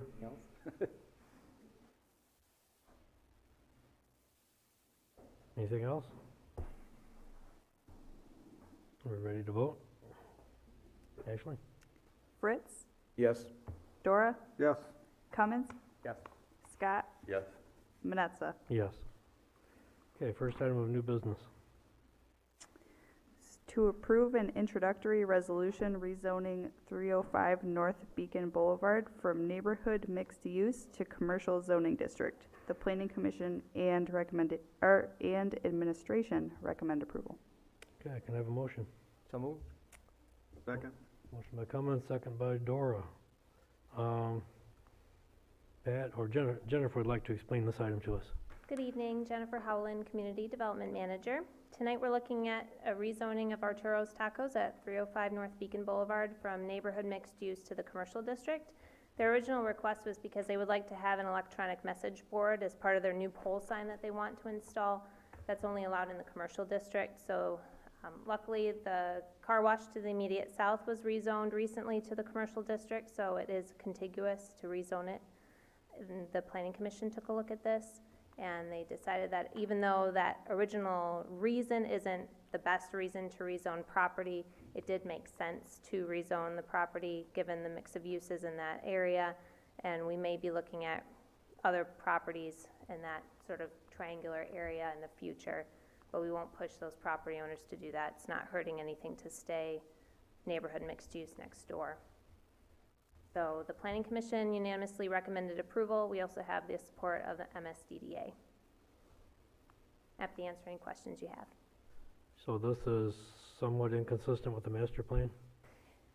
In a way, yes, because that general area, pretty much all of that Beacon Boulevard section there is master planned for traditional neighborhood mixed use, which supports the neighborhood mixed use zoning district, but we have started to see a transition along Beacon Boulevard towards more commercialized land uses. So over the next year, the Planning Commission is going to be looking at that corridor in particular and all of the future land use designations in the city to make sure that we're in line with current trends of redevelopment moving forward. We're also looking at electronic message boards at the Planning Commission right now based on someone else's request to consider allowing them in other districts. But at this point, the Planning Commission feels it's reasonable to rezone this particular property to commercial. It is contiguous. All right, so we're up to our 5-year time period for taking a new look at our master plan. And so I assume this will be rolled into that master plan revisit. Yes, the review of the future land use map was on the list of items the Planning Commission discussed in February. Okay, do we have a timeline or process for reviewing this? We wanted to wait for the Beyond the Pier master plan to be accepted or approved, and that happened last month, so we're gearing up to start moving forward with that new planning effort to review the master plan. Okay, thank you. You're welcome. Questions? Questions? Yeah, by changing it from that, we're going to have a whole bunch of other uses there now. Anything from a gas station to sexually orientated businesses, whatever you want to put in, urgent care, tattoo, piercing, auto wash, drive-through businesses, dry cleaning, kennel rental, daycare, motel, and that small little area, we're changing it to all those possibilities. I know when we did the one down the street, we put a limitation. They were willing to not put a gas station and stuff like that in there when we changed it to commercial. Is there any thing that they would like to do or help us with that? That was a conditional rezoning or a contract rezoning that you saw down further south. Yep. So that's not the request before you tonight. It's just a pure rezoning to the commercial district. In my staff report, I lay out the different land uses that you would be allowing, and you referenced all of those tonight. It is a longer list, but in general, it's more compatible with being right along US 31. So several of those wouldn't be allowable on this small piece of property. So the likelihood of it changing and being able to meet all the parking standards and setbacks would be challenging. We're not expecting to see redevelopment of that site right now. That's not in the current plan, but we do always look at that longer list. Well, in the future, someone could buy the rest of the property up and do what they want, then come back in to change the other properties into commercial, seeing that they've already got that and join them together. So potentially, it's a possibility that could happen also. Several of those listed uses that you referenced require a special land use permit with conditions and public hearings, so that does give some protection. And we're doing this just because they need a message board that they want to put in, and that's basically what it's all about. That was their original intent, and we speak with property owners all the time about things that they would like to do with their property and what it would take to make that happen. Sometimes it does require a rezoning. In this case, it is contiguous to properties that we'd recently rezoned, so it's not out of the realm of a request. But as I mentioned, it's not the strongest initial reason. I know, I'd rather change our message board ordinance and do some changes like this, major changes, so. Not a problem with me otherwise, that's just why I'm talking about it. Of course, those changes could impact other properties you haven't thought about yet. Absolutely. So there's always more to it. Yeah, you change one, you got another one that changes along with it. Usually the first guy in the door has a pretty reasonable request, and the one behind him wants to use that. That's true. Other questions, comments?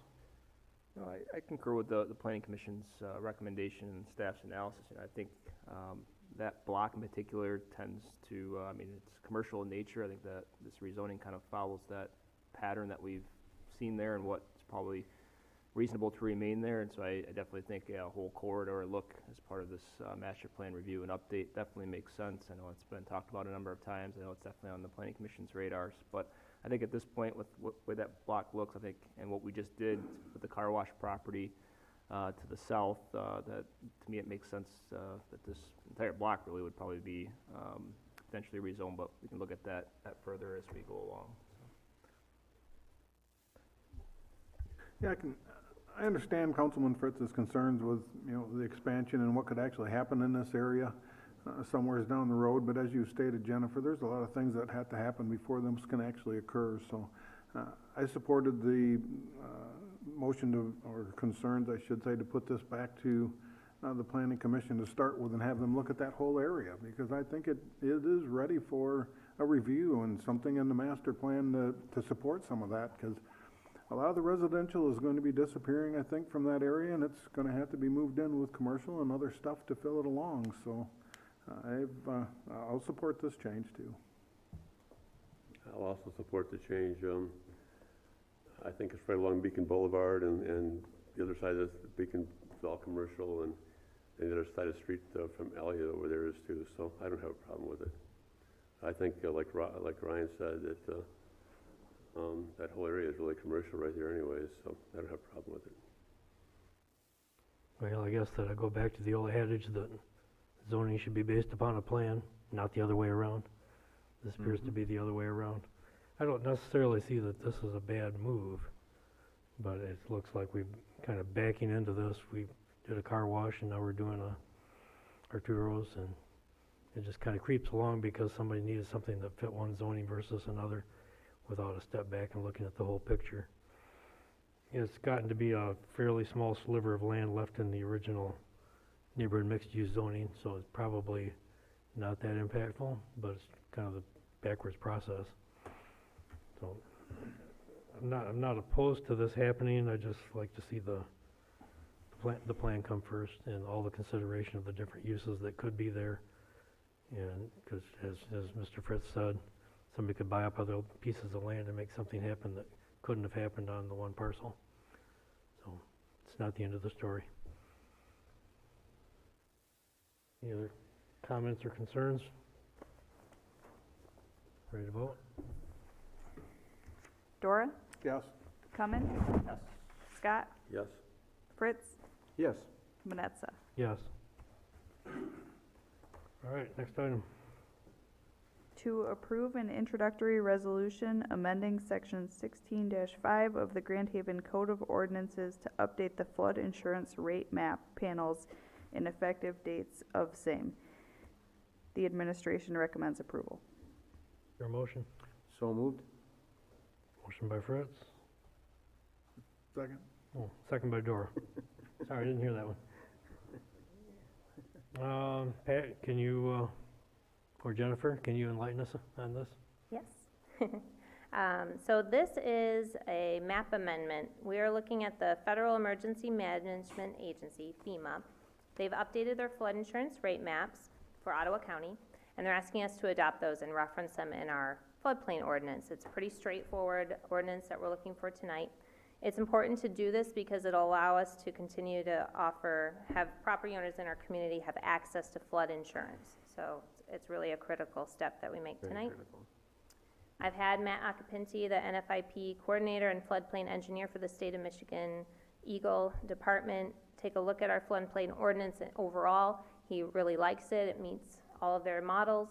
And the only change we need to make is tonight to reference these new panels, which are available for the public to view in the Department of Public Safety. The floodplain manager is the building official, Tom Bursma. If we ever have any questions, that's where they're located.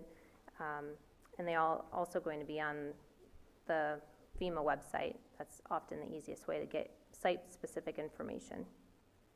The effective date is October 21st of this year, not immediately, because that's the effective date of their new panels. So we'd like to have that in the ordinance as well, and that's how it's drafted.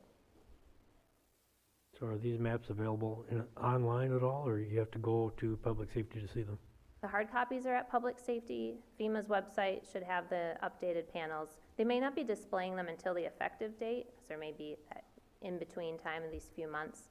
If anyone has any concerns trying to get to it, they can give me a call at City Hall, or they could call over at Public Safety and talk to Tom. We'll make sure they can get zoomed into their particular property and see what affects their land. Is there anything on these maps that a citizen might challenge? Possibly. They're not huge changes. I haven't gone through every panel and identified every change. That's something that the floodplain manager's responsible for, but it can always be challenged. I think there's an appeal process. I'm not familiar with the specifics of it, though. Okay, I'm not suggesting that people would have something to challenge us. If they're there to be viewed, there must be something that people would be concerned about. There But- was an evaluation period, like draft maps were available for the community to review. They had a public comment period as well, so Okay, which was in theory, it's been vetted. at some point in the past. Yep. All right, and it's important, as you said, it's important that we adopt these so that flood insurance is available if people wanted to purchase it. If we don't, you can't. Exactly. Okay. Absolutely. Any other questions, comments? Ready to vote? Cummins, Yes. Scott, Yes. Fritz, Yes. Dora, Yes. Manetza. Yes. Okay, next item. To approve an introductory resolution amending section 40-413.03D of the Grand Haven Code of Ordinances concerning window proportion in the Central Business District. The Planning Commission and Administration recommend approval. Okay, I need a motion. So moved. Motion by Scott, Second? second by Dora. Jennifer, you're still there? Oh, you haven't moved. It's We've my been last busy. one tonight, I think. So this is a text amendment to the Central Business District, which is primarily the first 3 blocks of the downtown on Washington and a little bit north and south of that, our traditional Central Business District.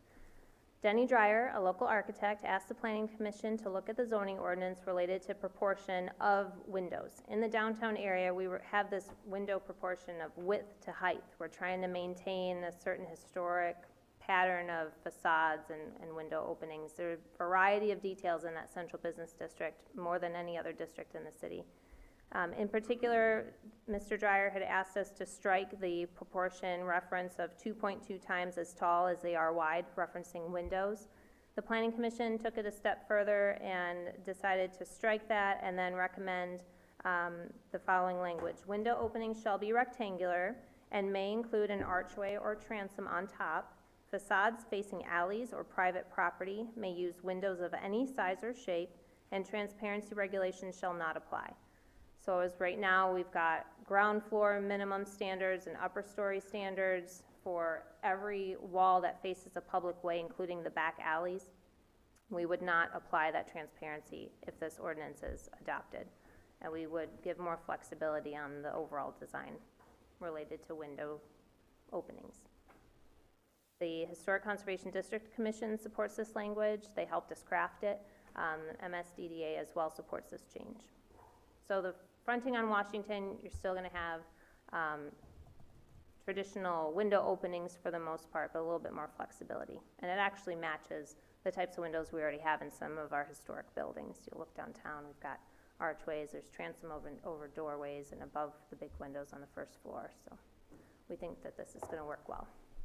How common was this 2.2 times as tall as they are wide in reality? It's hard to say. A few of the examples that were brought forward don't quite meet that ratio. I didn't look back into the history of how it came about to be that precise. We've received comments from design professionals over the years that it's very difficult to be prescriptive in our zoning ordinance when you're trying to reach a certain style of building and still maintain flexibility. So I think we're in really good shape with our cladding materials that we allow and the building heights and keeping flat roofs and those kinds of things. But this is just a little, it doesn't seem to fit anymore. At one time, didn't we have, for the alleyways, because we were changing the way it was before, we made it more visible. That's why they wanted more glass and more looking, because they wanted to make it look like the front and the back look, you know, more inviting also. Isn't that what we were attempting at the one time, and now we're changing it so it doesn't have to be as inviting? Well, I think for the back alleys, it is still very visible to Franklin in particular. It's still a nice looking area. We've invested a lot of money into our public parking lots and our alleys, so they are kind of a secondary access. Because these buildings have no sidewalls, for the most part, you're going to see people adding windows where possible. If the building codes allow it, then they're going to add them where they can, especially in those upper stories where we have residences and sometimes offices. They want to have that daylight. Yeah, but we didn't have any, we had regulations on the lower level, at least I remember that correctly. We do. On the back, do we still have that yet for them to do that, or because we wanted to make it look like inviting their stores, they wanted to invite them in just at the back. We spent all the money to have the parking lots and all that, and that we designed them that way. If you remember way back at Fortino's and all that was back there, at one time it was really, really bad. And we got rid of the lines and everything else down there, and it cleaned it up and it made it more visible.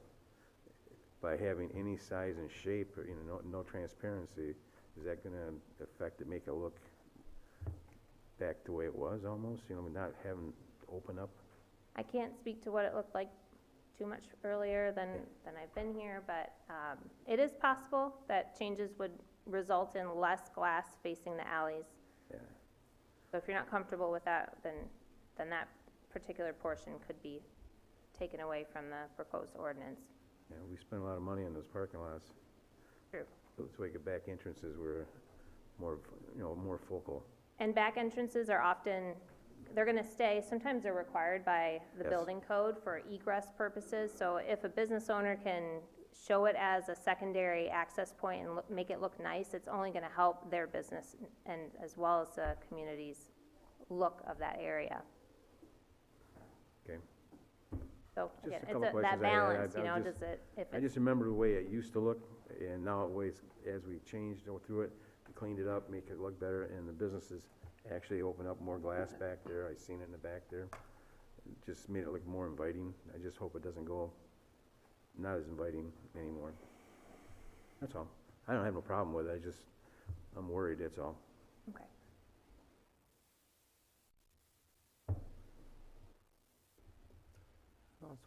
I'm really glad that this went to, not just the planning commission, but, went through the historic district commission, and they had, sounds like a lead in, making some of the changes. I think that's really important that we maintain some of that history down there, and they have an important say on that, and that, it also went to the DDA board. So, good collaborative effort. That's why we have boards and commissions to, do some of that nitty-gritty work before it gets here, so thank you. Yeah, I'd like to thank the Planning Commission and Historic Conservation District Commission for working together with this too. To put this in perspective, you're talking about if someone puts up a 3-foot wide window, it's gonna be 6.5 feet tall. And with there's residential places going in up above the retail, they're just gonna have to put up something that's gonna cover half of the window anyways. So they're gonna have no privacy basically, or gonna be walking around in a room of windows. So I can understand Denny's concern and probably the issues he's ran into with trying to do some of these remodelings and stuff that have been going on down there and trying to give people a little bit of privacy as well. So I think it's a good move. Thank you. I also think it's a good move. I think, like Mike said, those, it could be 6 foot high and 3 foot wide or something, but anyways, I agree that I think to make the building more attractive, I think this will help. We'll find out when we do it, I guess, but I'm okay with it.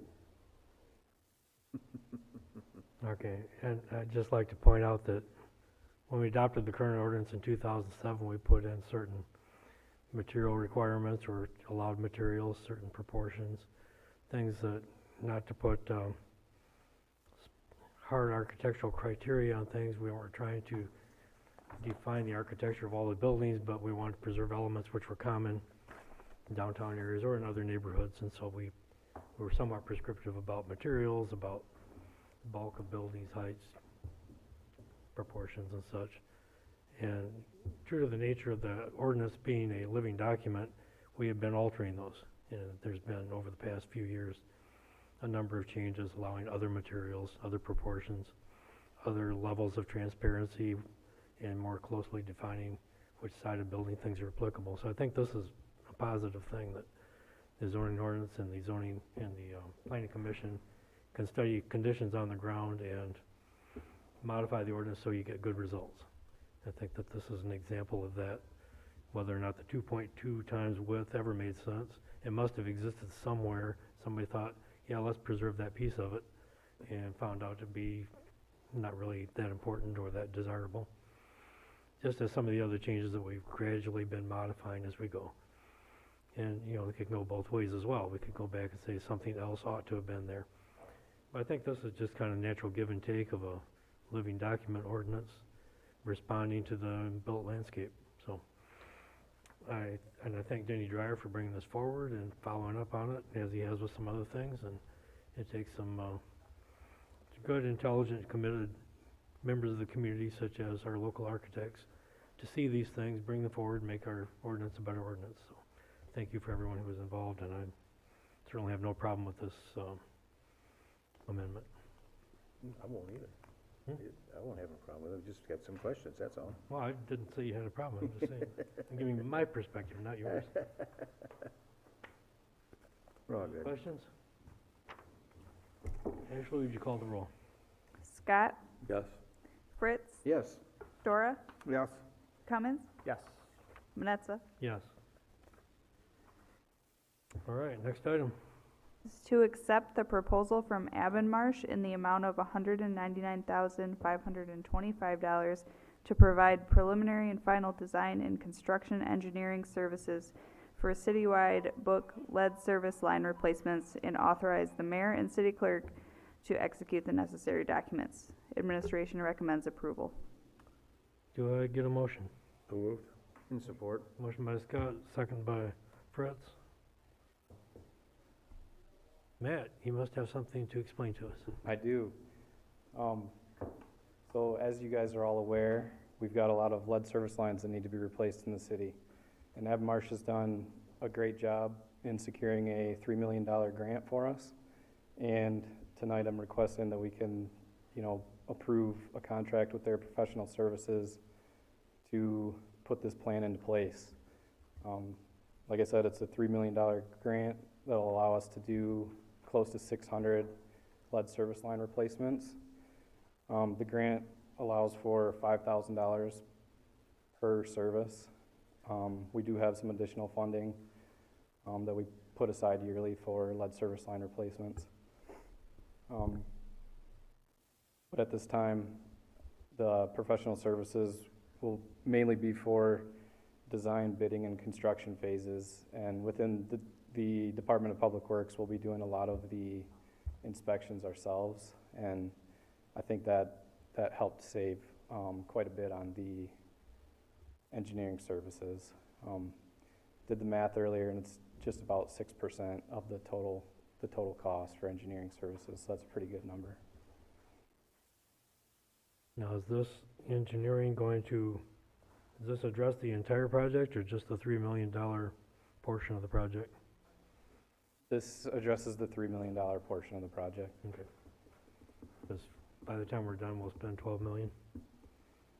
Well, so it's potentially true.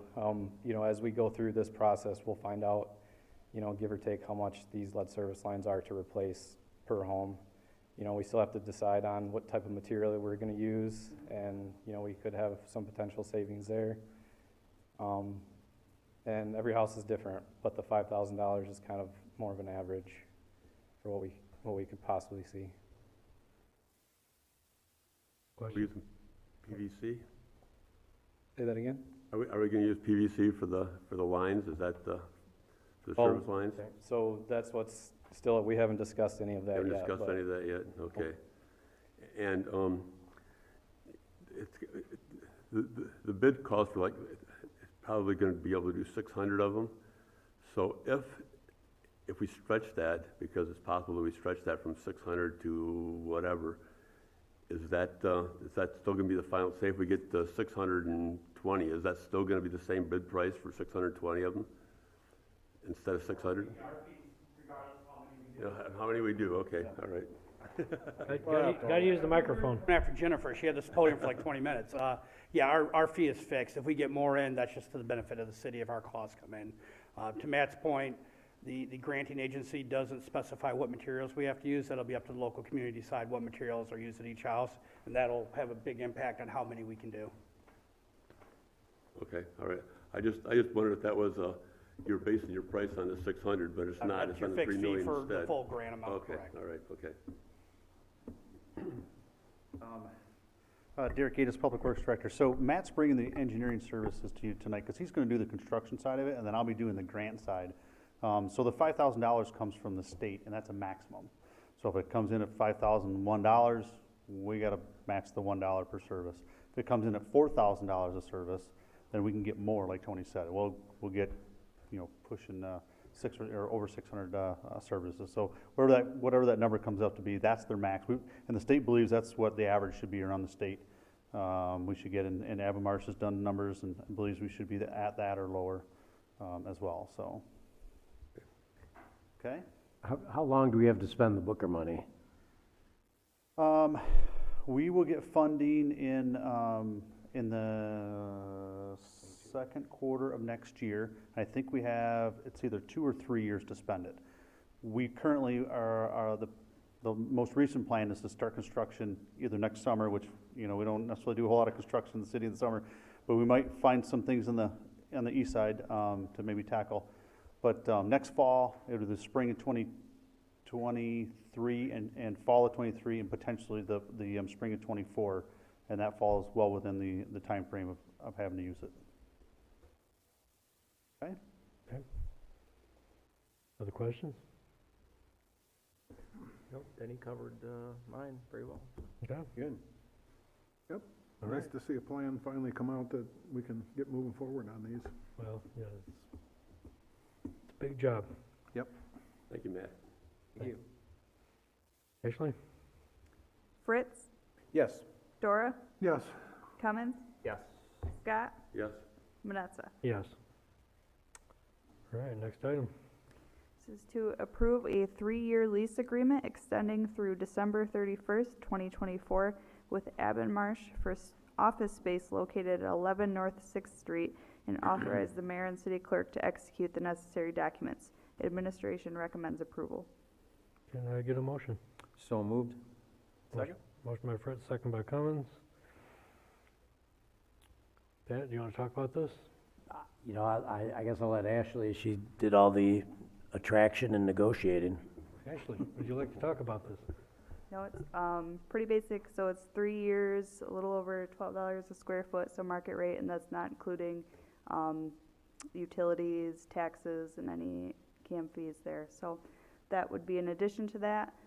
We're thrilled to fill the lower level space with such a great partner such as Abbenmarsh. As you know, they facilitate a lot of our grant funding opportunities and our engineering projects throughout the city. So happy to answer any questions.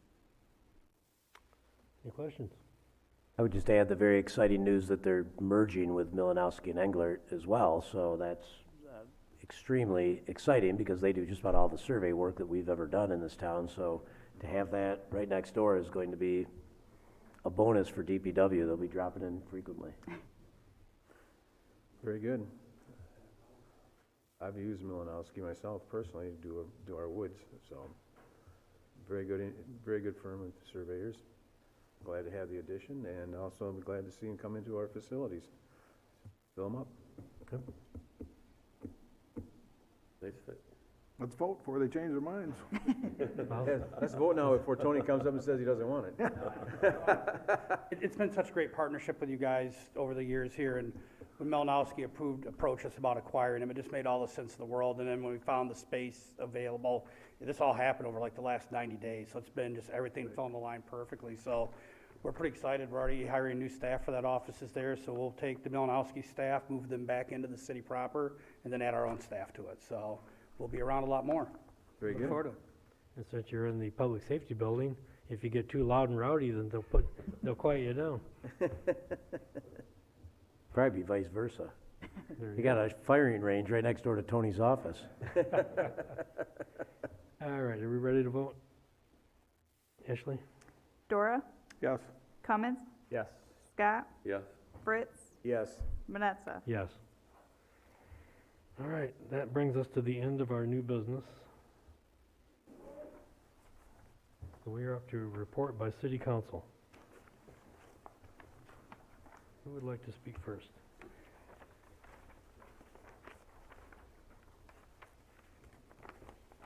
Anyone? Nobody want to speak first? I'll talk. I was going to mention this earlier, but on the total bills of $2,200,000 $236,776.78. 1.7 million of that was tax. We kind of like comes in and we send it out, so people at home wondering why the bill was so high is just like, we're just a pass-through agency. We collect a little bit of fee for that, but I just want to mention that so everybody understands that we didn't have all that bills. Well, it's almost like the other council members, you know, they got that 6 month off every time. Yeah. Same 6 months. It makes it look like you and I aren't checking the bills as closely here. It makes it look like we got more money going out the door. That's what you guys plan that there. So, yeah, we have a lot more money, but we're not spending it all. It's just passed through for us. Also, it's very nice to see today the outcoming of all the people and the citizens of Grand Haven coming here for when they had the boats come in. It was unbelievable to see all these people along the shore. And it's not only just because it's Coast Guard, but anytime we have a Coast Guard boat that comes here, we have an outgoing of people that go out there and cheer them on to come in here. And talking with the guys that are on the boat, I had a chance to ride in once, and talking with them on there, this is probably the only place they feel really good coming into because they have a crowd of people coming in there and cheering them on as they come in, no matter if it's on just a whim of the time or if it's Coast Guard, but it's just feel very welcome to be here. So I gotta say thank you to my constituents out there of being such great hosts for the Coast Guard. And today we had our honorary citizenship today, and I had a chance to talk to a few of them, and I go, I don't know if this really means a whole lot to them, but I know about, maybe 8-9 years ago, I shook this guy's hand, welcomed him to Grand Haven, and told him, you know, it's Fricano's and Brown Pop and wherever, Clover Bar, all these other different places around to go there. And anyway, sooner or later, you know, here he is, he's now my son-in-law. So I go, you know, you never know what happens sometimes, you know, so I go, but it was quite an honor.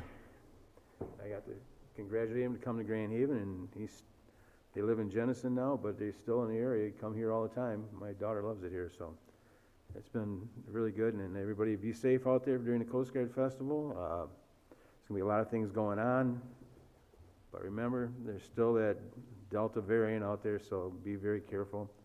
And as I said before, please get vaccinated. I have friends that are musicians. They have a very hard time this past few years with the pandemic, and he says, you know, these people that just do not get vaccinated, it makes it very difficult for them to make an earning. They like to get out there and be with the public and play and do their thing and make a living. So that's about all I have to say right now, Bob. I said you were related to everybody. Yeah, but I'll get there sooner or later. Thanks, Mike. I just like to repeat what Mike said, that great crowd out there. I was out there too, you know.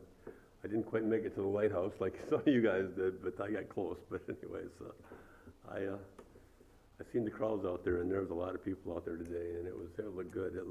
I seen the boats coming in, and it was pretty cool. Yeah, we enjoyed watching the Coast Guard ships come in. It was good, and I seen a lot of people out there that I knew. So, and the other thing is, I guess tomorrow's voting day, so I hope people get out there and vote. And I encourage people to vote, whether you vote for me or somebody else. Get out there and vote. Let's get a big crowd out there, and let's see if we can make the primaries a big affair. And let's get the vote out and see how well we do, and however it comes out, it comes out. But some of the candidates here are here today, and I just hope you guys do well too. So we'll see what happens and see how it goes. Thank you. That's all I got. Okay. Thanks, Denny. I'll say I appreciate the public comments that were given tonight. For me, I am listening. I do hear your concerns, and you know, really, I think we're quite lucky to have a community that's is engaged, as our community is, on such important issues on a regular basis. So, really encourage everyone to. Next week are the town halls that the city council has scheduled. Monday is the first one, and is it Wednesday? Wednesday, the second one, so. Right, so 9th and the 11th. So we have 2 town halls next week. Really encourage folks to get those postcards in or hop on our website and provide your comments and questions. And we look forward to seeing everybody next week.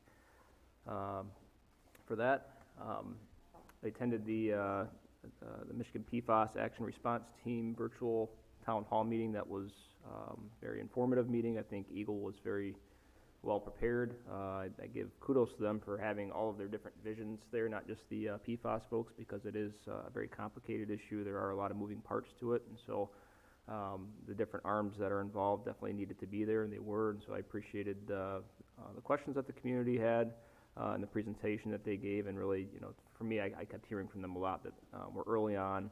There's a lot of unknowns, and there's a lot of risks involved and some of what's being proposed. Vote tomorrow. I have that on my list too. So I really encourage everyone that it looks like the absentee ballot numbers are up there, but yeah, there's still time to go and vote in person tomorrow or turn in that absentee ballot. You can still do that tomorrow before 8 p.m. if you have it at home. Happy Coast Guard to everyone. I attended the parade of ships as well, and really it was special for me because I got to not only see the parade of ships, but see it from the end of the pier at our entrance lighthouse. And so it's neat to see that the work has started on that. There's a long way to go, but I think the community is really going to be quite excited or really enjoy when they can actually be inside of those lighthouses, hopefully on a regular basis. So I think that's pretty neat. So happy Coast Guard. Hope everyone has a safe week. Thanks. Yeah, the meetings that Ryan was talking about on the 9th and the 11th start at 6 p.m.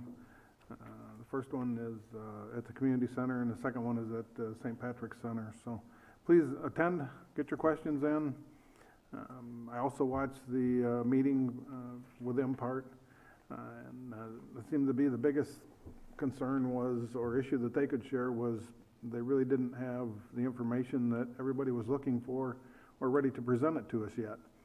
So I get a lot of emails from residents asking for more information. The tough part is it's hard to supply them with more information on a direction ahead when the people who we rely on to tell us what we need to do haven't quite figured it out yet. So once we hear from Eagle and what they're going to say that we have to do and the EPA, then I'll be more than happy to share that, but I really don't like to speculate on what they might say and get information out there that maybe isn't necessarily correct. So it may take a little while. Hopefully we'll get it sooner than later, but I know they're working on it diligently, and when we hear, we'll be more than happy to pass it along. As you've heard, tomorrow is August 3rd is primary voting day. Go from 5 candidates to 4. I wish everybody who's running good luck and get out and vote, so make your voices be heard. Also watch the ships come in, Coast Guard time, exciting, plenty of stuff to do around town, that's for sure. Keep everybody busy. The carnival was setting up in the new locations. If you're not familiar with those, the kids' rides will be over in the Chinook Pier area, and the bigger kid rides are in the Portobello parking lot, where some of them typically are. So come on out, enjoy everything, get to visit with some folks, and sit and watch the world go by sometimes. Thanks, Mike. Yeah, I could echo a lot of what's been said. Would like to comment on the town hall meetings that we've got coming up next week. We solicited questions, thoughts, comments, opinions from the general public, hoping to reach as wide an audience as we can, because you can only get just so many. We had called to the audience today. We had 1, 2, 3, 4, 5, 6, 7, 8, 9, 10, 11 people, and there's another 10,000 out there. So we're trying to hear from as many of them as we can, and again, find out ways to answer questions, respond to thoughts, opinions, and feelings. And so it's important also for council to reserve judgment and actually listen to this stuff. It's if we're going to ask people, what do you think, or what are your questions, then let's actually listen. And if it sounds sometimes like council has not staked out a position, has not made strong statements or anything like that, that's the reason, is that if we're going to continue to listen and gather information and try to address the concerns of the public, then we need to reserve our judgment as well so that we can actually respond to that in a credible manner. So we're holding our thoughts open, and we're trying to reach out to the public. It's a real process. It's a difficult process. Getting input from the public is, in my experience, has never been easy. I was on planning commission for many years, council for many years. So you do the best you can, trying to make sure you understand what the people want and what the people understand and what the people need. So we're working on that, and believe me, we really are. So town hall meetings next week. Let's see how many people we can hear from, how much information we can gather, and how much responses we can give back to people who have questions. Again, election day tomorrow. Let's make sure we do our civic duties. If you haven't voted already, tomorrow's a good time for it. So let's get that done. Because if you don't vote, other people make your decisions for you. And that's not really a wise thing. Talking about, Mr. Fritz mentioned about people getting vaccinated. The reason we're at the state we are and able to have a Coast Guard festival this year is because enough people have been vaccinated. We've knocked down virus to the point where we can do things again, but we could lose that progress. So it's important for us to be responsible to, if you can get vaccinated, it just makes sense to do it. If you can't, well, then I'm sure there's a reason for that, and do what's best for you, but it does help. It does help us to reopen our economy, to reopen our ability to do things as a community, and to have the kind of fun we're going to have in this coming week, because it's a big deal, and there's a huge pent-up demand on the part of the people who haven't been able to do things for a year. And what's enabled that has been the fact that we now have a weapon against the virus that really does work. So I would encourage those who can, make sure you've gotten vaccinated. And if you can't, well, we understand. I participated in the Parade of Boats for the first time ever. I was able to ride in on the Mackinac, and I tell you, it was pretty exciting. Had a lot of fun on that. We were treated very well by the Coast Guard on their boat. Rode in, and they gave us lunch. It was very filling. We got to see how Coast Guardsmen eat. They eat well. Of course, they have a lot of energy. But it was a lot of fun riding in. It was a lot of fun seeing from the boat what the crowds look like when the Coast Guardsmen come in, because it was really quite inspiring. I mean, the seawall, the lands behind the seawall, every place down there was just crammed with people. So it was a great turnout, and appreciate the community's interest in the support for the Coast Guard and the Coast Guard Festival. And one thing I'd like to mention, just in passing, wanted to mark the passing of former Senator Carl Levin. He served Michigan very well for many, many years, and love him or hate him, whether you liked what he did or didn't do, he was one who put the interest of the state first, worked very hard for the state, and sad to see his passing. And that is pretty much all I've got. So I would now turn it over to City Manager. Thank you, Your Honor. I appreciate that. The first thing I wanted to mention is that the DDA is going to be talking about a social district. I think you're all familiar with what that is. They'll be taking that up at their meeting in August, and likely wanting something to be on the agenda on August 16th, which is your next meeting. So they'll be taking it up a week from Thursday at their 7 a.m. meeting. They've gotten a recommendation from one of their committees at this point. The executive committee will talk about it this Thursday, so I just wanted to fill you in that that's coming along, and I will be getting you as much information I can this week. At the end of the week, I'll send out a report with some information on it, and then, perhaps you'll be ready to do something on the 16th, perhaps not, but they're hoping to get something going this fall. They intentionally, these have been available for some time now, and they took a pass on it this year because what you've got downtown is very much like a social district where people are able to sit outside and have a drink if that's what they want to do. There's a lot of outdoor cafes, but all around them they're seeing other communities, Muskegon, Holland, Spring Lake, are all designating these social districts where you can leave one licensed establishment and walk down the sidewalk with an open container and window shop or enjoy the sights and maybe go down to the waterfront. So they're going to be looking at possible district boundaries and talking about it. So I just wanted you to know that was coming. Jeremy talked to me about it today and said he was pretty sure it was gaining momentum. And I think their attitude at this point is by introducing the concept and opening it in the fall shoulder season, they can get a little boost there after the busy summer season, get some media attention and some excitement about the district going into the fall. So we'll see. So that'll likely be coming your way in the next couple meeting cycle. The Hezekiah Smith plaque dedication, those of you that aren't familiar with Hezekiah Smith, you can learn more about him next Friday at 2 p.m. They're just sending out the postcards now. I talked to Mayor Rebecca Hopp from Ferrysburg. There it is. Man, is she good. I just sent that to her this afternoon. So August 13th at the north end of Smith's Bridge, ceremony will be at 2 p.m. And Hezekiah Smith was an African-American gentleman who settled in this area, owned a bunch of property, I think was a very successful business person in our area. And I am embarrassed that it occurred to me when she said it was at that end of Smith's Bridge that's why that's called Smith's Bridge, I'm assuming, going out on a limb there. So really looking forward to attending that and learning a little bit more about our area's history. We will be doing our traditional presentation here at City Hall on Saturday. If you'd like to come by and get a hot dog, we'll have the big fatties. And we welcome anybody from the public who stops by. We feed anybody that comes by, and we're going to have several hundred hot dogs and be enjoying the parade here from City Hall.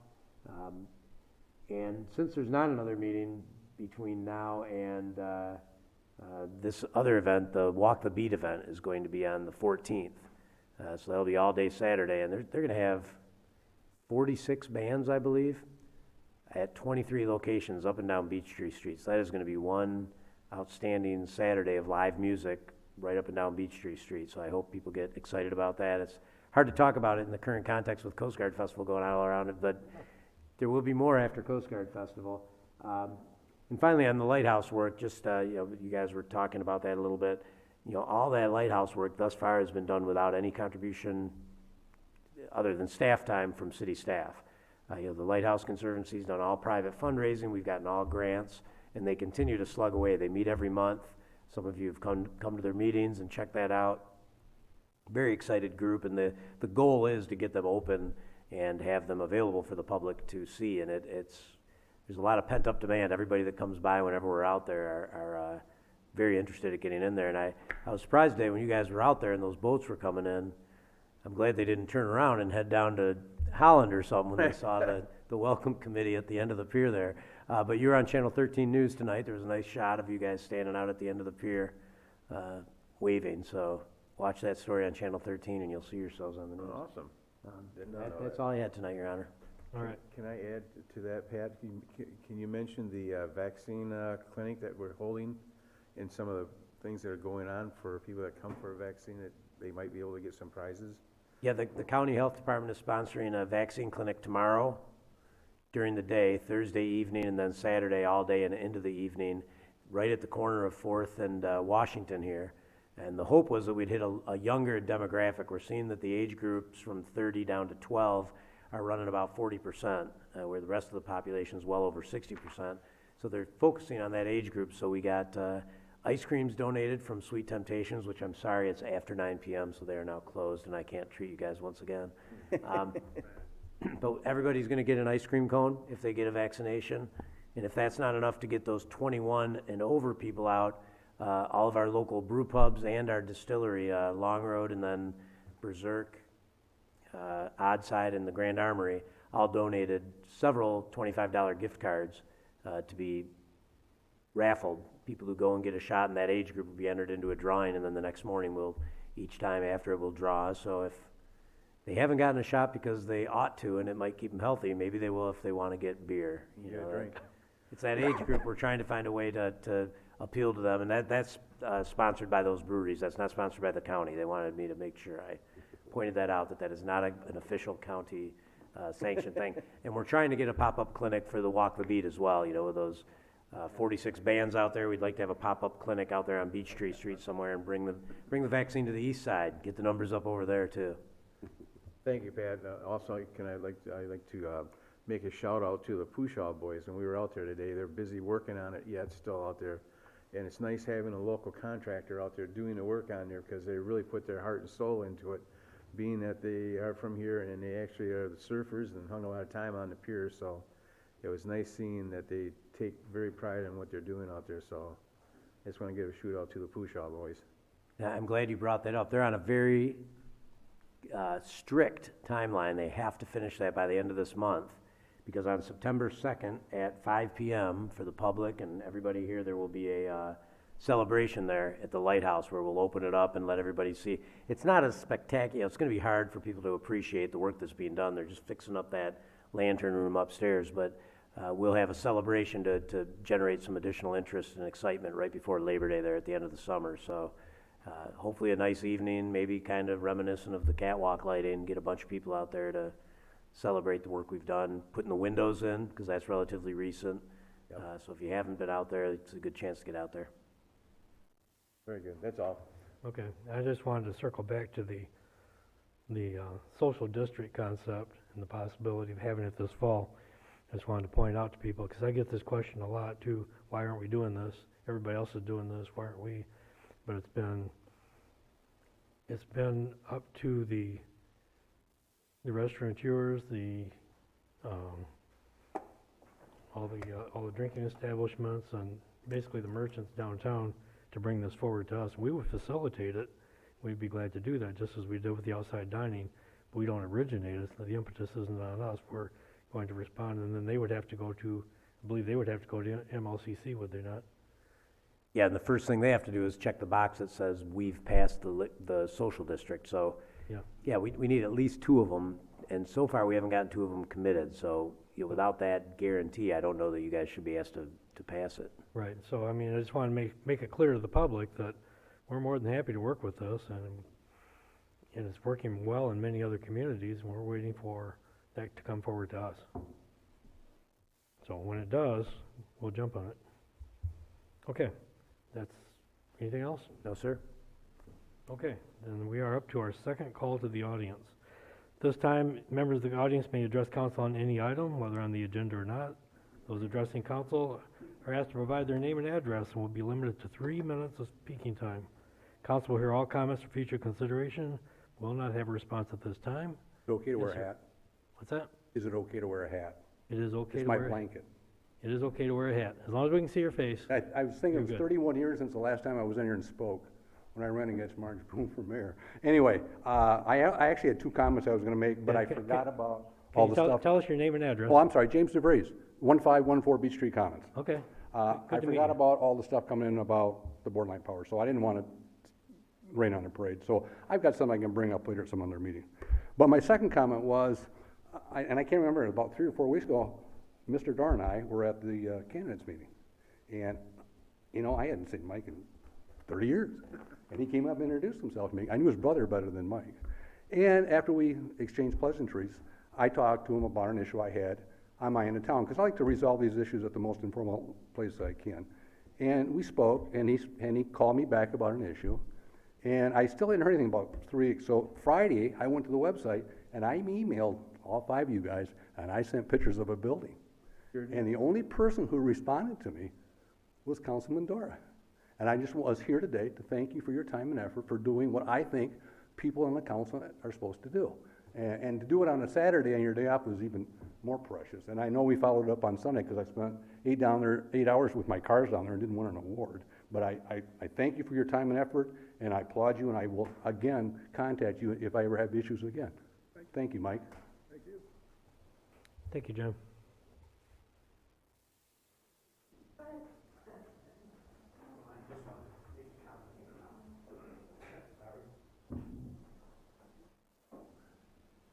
Tim Dieters, 516 Orchard. I just, in the last couple council meetings, I was a little concerned about how fast you got on board on a few issues. And that was the diesel plant's on my mind. And you had 2 proposals, you had 3, one was thrown out. On the first meeting, 2 or 3 of you jumped on board on what you thought was going to go. And I didn't understand that because maybe I don't have all the information. But I didn't hear financials. I didn't hear you say this is the best fit, you thought it was, or whatever, but the other proposal that came up was for the hotel and stuff, which I lean towards, and I'll tell you why. 58 rooms would give people a place downtown to see the waterfront.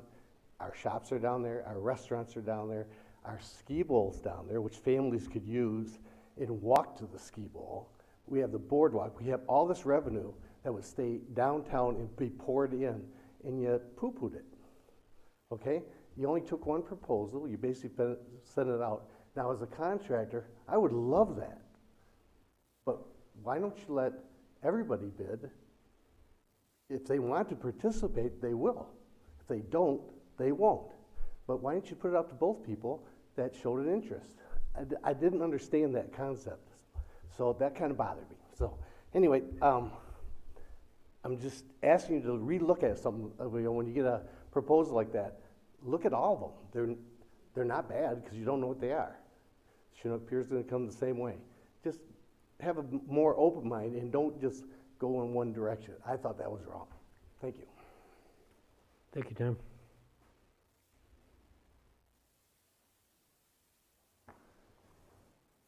Not going to talk about the Board of Light and Power this time. My name's Shannon Donnelly, 15857 Brooker Street. At the last meeting, we came down to it was a late night. It was hot and sweaty and bleh in here, and we all were, okay, it's time to get home, and you were going through the reports of the different various members. And someone brought up the citizenship for the Coast Guard thing, the honorary, making them honorary citizens, which is awesome. I mean, we love our Coast Guard. My daughter is actually going to be a member of the Coast Guard, but her asthma prohibited that. So I love the Coast Guard. But one of the members of the council remarked about how he was proud that he got to do that ceremony, and then his daughter ended up meeting her future husband when he was presenting the citizenship to one of the coasties, and then it was joked upon that maybe other members should put their daughter's information on cards and offered to coasties. I felt that in very poor taste. I think that was disgusting. I think you should be ashamed, because in this day and age, you shouldn't be offering your daughters or your sisters or your granddaughters. That's not what you should be offering. I know it was done in jest. I know that we have an all-male council at this time, but please consider that this is not a boys' club. This is a public entity, and you're supposed to be representing everyone in the community, not just the men, not just the Coast Guard, but the women in the community too. And I would be ashamed if I were a member of the city council and had heard that. So please, I know that you're thinking it's funny and it's just a joke, but for those of us of that gender, it's not a joke. When there's 5,800 murdered and missing Indigenous women every year, it's nothing to joke about. Offering your daughters up to Coast Guard members? Come on. I mean, we expect more from Board of Light and Power and you guys anyway, but I was heartbroken, I was ashamed, I was appalled. That's not the kind of environment that this chamber should be fostering. Thank you.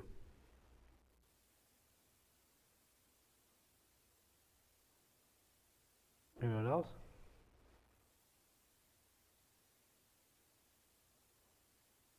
If no one else would like to speak, I'm going to close our call to the audience. And unless there's something else, I think we're ready for adjournment. Anyone? I'll say this. My daughter also married a guy from the Coast Guard. She worked at Redeker Ford. She met him at Redeker Ford when he brought his car in. And he was a Coast Guard, and they've been married now for 30 years.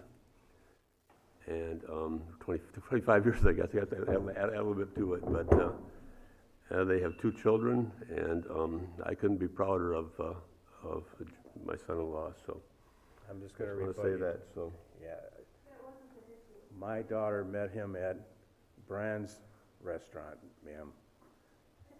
And it's not the way it came out that way. I'm sorry if it did. My apologies. But the thing is that, I'm not gonna debate with you, but I'm just gonna tell you how they met.